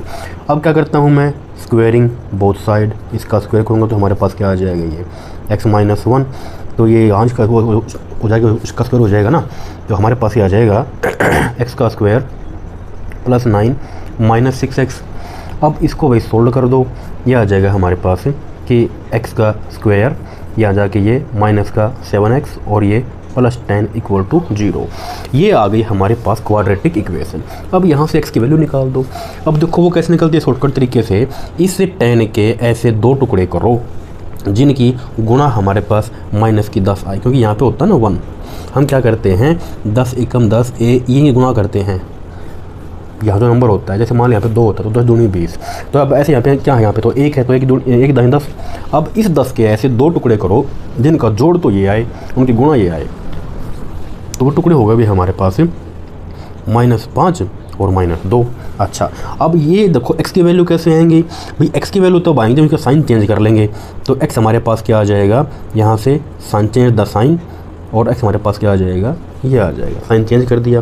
तो अभी देखो ये 2 वैल्यू आ गई, लेकिन यहाँ देखो अगर मैं पुट करता हूँ उस इक्वेशन के अंदर, जैसे x को मैंने यहाँ पे 5 पुट किया, 5 और 1 4 पॉजिटिव है, यहाँ पे भी पॉजिटिव है, 2 ये पुट करो, 2 में से 1 गया 1, 2 में से 3 गया, -1 आ गया, तो इसकी जो डोमेन है ना वो क्या होती है, पॉजिटिव ही होती है। तो यहाँ तो क्या है, पॉजिटिव आना चाहिए, तो नेगेटिव नंबर नहीं आना चाहिए। तो क्या हो जाएगा, व्हेन आई पुट दिस, अगर मैं यहाँ पे पुट करता हूँ व्हेन पुट देयर, हमें क्या मिलेगा, गेट नेगेटिव वैल्यू, और नेगेटिव इसका इनपुट कभी होता ही नहीं अगर आपने पढ़ी है डोमेन तो। तो लॉग का जो इनपुट होगा वो हमेशा क्या होगा, पॉजिटिव वैल्यू होगी। तो ये वैल्यू हमारे पास क्या है, ये तो हम ले नहीं सकते, तो this can not be possible, ये तो भी पॉसिबल हुआ नहीं, तो ये तो पॉसिबल नहीं हुआ, नॉट पॉसिबल। तो देखो भाई ऐसे गलती मत करना कि भाई ये हमारे पास बन गई इक्वेशन क्वाड्रेटिक और तो इसके जो सोल्यूशन हमारे पास 2 हो जाएंगे। नो भाई, 2 भले ही वैल्यू आई है x की, लेकिन क्या वो वैल्यू x की इसको सेटिस्फाई करती हैं। ये सॉल्यूशन क्या होता है, जो उसको सेटिस्फाई करे, भाई एक इक्वेशन है उसके 2 सोल्यूशन है। जैसे मान लीजिए एक बाप की 2 औलाद हैं, अगर वो 2 औलाद हैं और एक औलाद अपने बाप का कहा ही ना माने, अपने बाप के हमेशा उल्टा चले कि नहीं मैं तो ऐसा नहीं करूँगा, मैं तो लव मैरिज ही करूँगा, जहाँ आपने देखा मैं तो शादी करूँगा ही नहीं, तो बाप क्या करेगा भाई, उसको ज़मीन जायदाद संपत्ति से बेदखल कर देगा, बोलेगा भाग साले यहाँ से, उसको भगा देगा यहाँ से। तो कहने का मीनिंग क्या है कि ये इसको सेटिस्फाई करने चाहिए अगर इसके सॉल्यूशन है तो बस ये तो भैया अकड़ गया। तो ओनली ये था अच्छा बच्चा जिसने बाप की बात मानी, तो केवल यही सॉल्यूशन होगा, this is the only solution. क्या होगा, this is the only solution. और संख्या क्या है, कितने हैं ये, एक ही तो है, तो ये सवाल का आंसर आ जाएगा कि नंबर ऑफ सॉल्यूशन हमारे पास क्या आएगा बच्चा, 1। तो ये हो जाएगा कि नंबर ऑफ सॉल्यूशंस केवल 1 होगा, ये सवाल का आंसर। फिर देख भाई अगला सवाल हाजिर है कि the eigen value of the matrix. अरे भाई ये दे रखे एक मैट्रिक्स और हमें क्या निकालनी है, इसकी आइगन वैल्यूज निकालनी है, हमें इसकी आइगन वैल्यूज निकालनी है। अच्छा तो भाई ये देखो आइगन वैल्यूज का एक छोटा सा रिजल्ट होता है, वेरी स्मॉल रिजल्ट होता है आइगन वैल्यू का। वैसे शॉर्ट ट्रिक यहाँ पे लग जाती, अगर यहाँ पे ये सी की जगह 0 होता फिर तो कोई दिक्कत होती ही नहीं। तो खैर चलो नहीं है तो कोई बात नहीं। तो नाउ एक रिजल्ट है कि डिटरमिनेंट की जो वैल्यू होती है ना, डिटरमिनेंट ऑफ ए, वो बराबर होता है प्रोडक्ट ऑफ आइगन वैल्यूज के। ये 3 डिग्री तो होती ना आएंगे। नाउ ये देखो एक रिजल्ट है, बिकॉज प्रोडक्ट अगर हम लें product of A eigen values, ये बराबर होता है डिटरमिनेंट ऑफ ए के।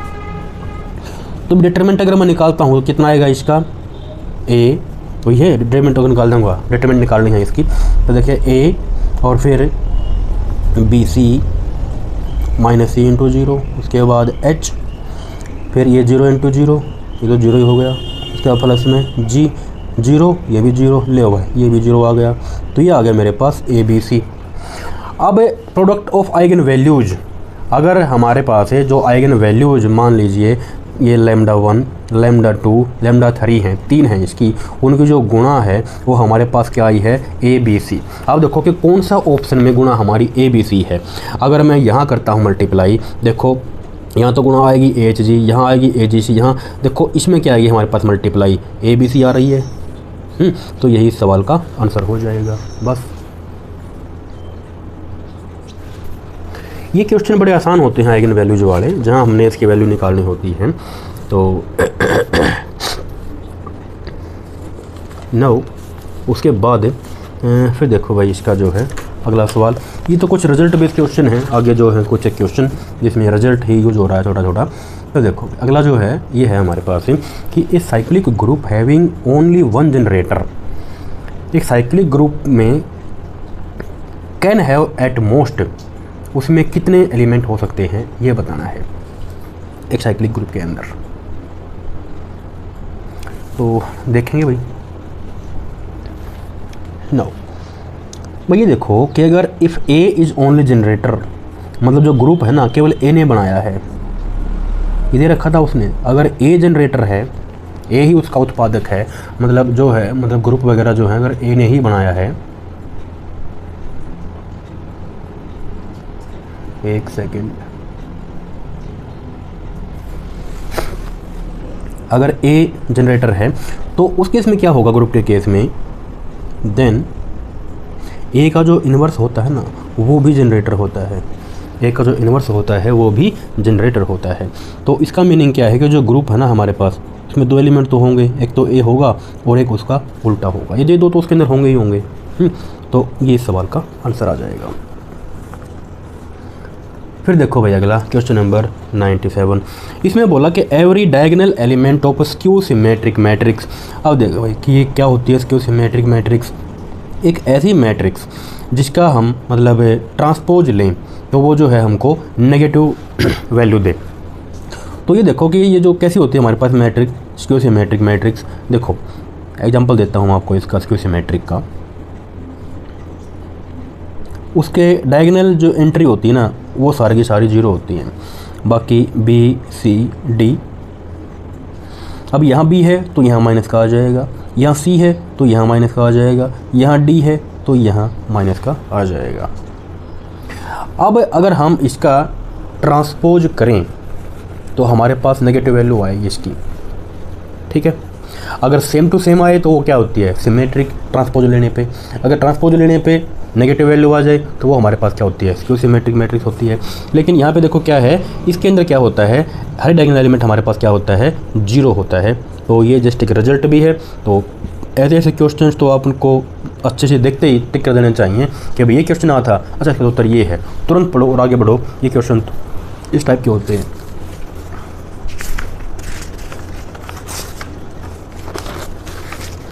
फिर देखो अगला जो सवाल है इसका क्वेश्चन नंबर 98 है भाई।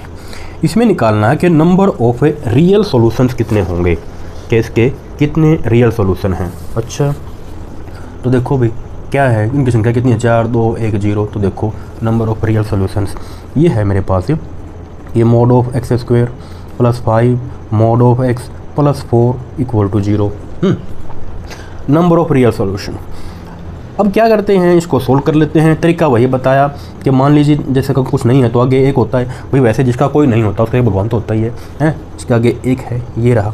अच्छा तो अब देखो बच्चा गुणा कर लो, यहाँ गुणा करूँगा तो कितना आएगा 4 आएगा, 4 एकम 4 ये आ गया। अब इस 4 के टुकड़े ऐसे करो कि हमारे पास 5 आ जाए, 2 नंबर ऐसे देखो तो भाई कितने आ गए टुकड़े 4 एकम 4, गुणा क्या आएगी इसकी 4, इनका जोड़ क्या आएगा 5। अच्छा ये तो हो गए हमारे पास ये टुकड़े। अब हमें निकालने हैं इस मोड की वैल्यू। अब देखो ये मोड ऑफ एक्स कैसे आता है, जैसे वो हमने पीछे किया था, no change the sign, sign बदल दूंगा तो मोड की वैल्यू आ जाएगी इस एक्स की। तो ये आ गया हमारे पास टुकड़े सोल्व हो गए। This is the short trick of solving question quadratic very quickly. ठीक है भाई, ये हमारे पास चेंज एंड देखो सिंपल है यार, टुकड़े करके उनके साइन चेंज कर दो। अगर यहाँ x है तो ये वैल्यू x की है, अगर यहाँ t है तो ये वैल्यू t की है, अगर यहाँ है ग्रेटेस्ट इंटीजर तो वैल्यू उसकी है, अगर यहाँ पे मोड है तो ये वैल्यू उसकी है। अच्छा अब प्यारा बच्चा खुद ही सोचो जो ये है ना हमारे पास मोड का, देखो ये जो मोड होता है, इस मोड के अंदर जो भी एंट्री होती है किसी प्रश्न की, हमने इसको नाम दिया हुआ है नशा मुक्ति केंद्र।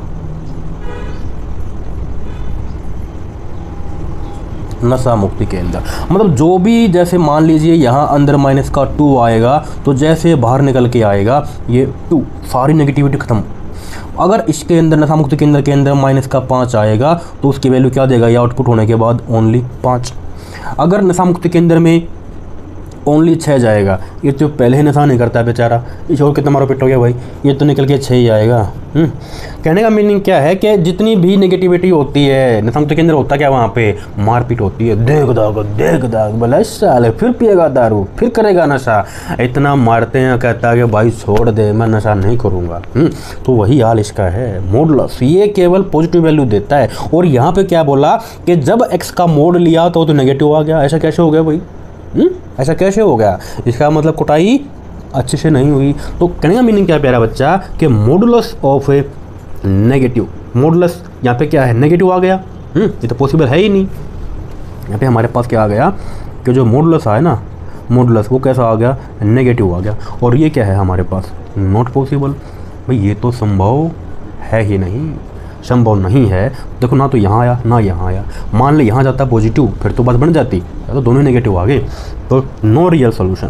तो क्या हो जाएगा इस केस में, नो रियल सॉल्यूशंस,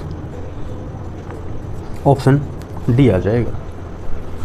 ठीक है बच्चा। अच्छा उसके बाद फिर देखो भाई अगला सवाल ये आ गया, the sum of a infinite series. मतलब है कि सीरीज दे रखी है और कहता है कि इस सीरीज का सम निकालना हमको क्या होगा। अब यहाँ देखो ध्यान से, अगर मैं यूज करूँ binomial theorem of any index, for any index के लिए है ये, देखो ये होती है ना बाइनोमियल थ्योरम इस टाइप से कि 1 प्लस x और होल की पावर n। देखो क्या आती है, 1 plus nx plus n minus 1/2 का फैक्टोरियल, x का स्क्वायर एंड सो ऑन, इस टाइप से। अब यहाँ देखो अगर मैं तुलना करता हूँ इसकी, देखो कि 1 प्लस nx, यहाँ देखो nx हमारे पास क्या है, अगर मैं तुलना कर देखो यहाँ पे क्या है 1, उस पर क्या आगे ये चीज़ आगे हमारे पास आ गया उसके बाद। तो यहाँ से देखो कि nx वो तो हमारे पास ये है -1/4, कितना है -1/4। तो अब देखो भाई इसकी जो वैल्यू है यहाँ से एक तो ये आ गया, और अगर मैं यहाँ से तुलना करता हूँ इसकी, ये पूरा ये बराबर इसके है भाई, फर्स्ट टर्म ये, सेकंड टर्म ये, थर्ड टर्म ये। तो देखो हमारे पास क्या आ जाएगा, तो फिर हमारे पास यहाँ से आ जाएगा कि n-1 और ये है फिर x का स्क्वायर। तो एक x को अलग कर दूँ, एक x तो मैं यहाँ लिख दूँ कि nx और एक हमने गुणा कर दिया अंदर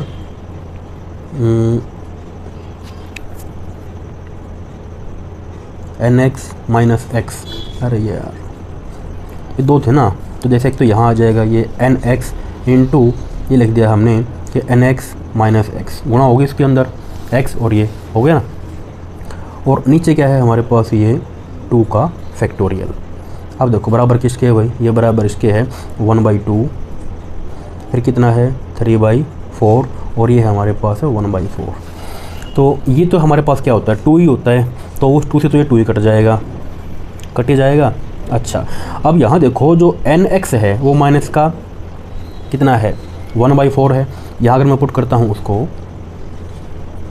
इसको पुनः पुट कर लिया, माइनस का 1/4, कितना nx है -1/4, और यहाँ पे 3/4 और 1/4 ये बच गया।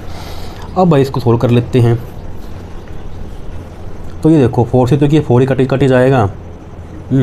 अब इसको माइनस ये पूरा वैसे कट जाएगा, माइनस माइनस प्लस होके, तो हमारे पास देखो क्या आ जाएगा, ये आ जाएगा 1 + 4x/4, और यहाँ पे क्या है ये 3/4।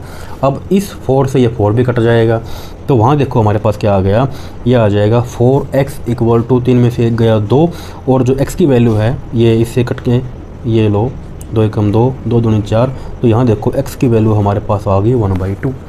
अब x अगर हमारे पास 1/2 आ गया तो प्यारा बच्चा, अब इस x को अगर मैं यहाँ पुट कर देता हूँ, तो फिर देखो भाई कितना आ जाएगा हमारे पास, n x की जगह है 1/2, और ये लो इसी की भी कट गया।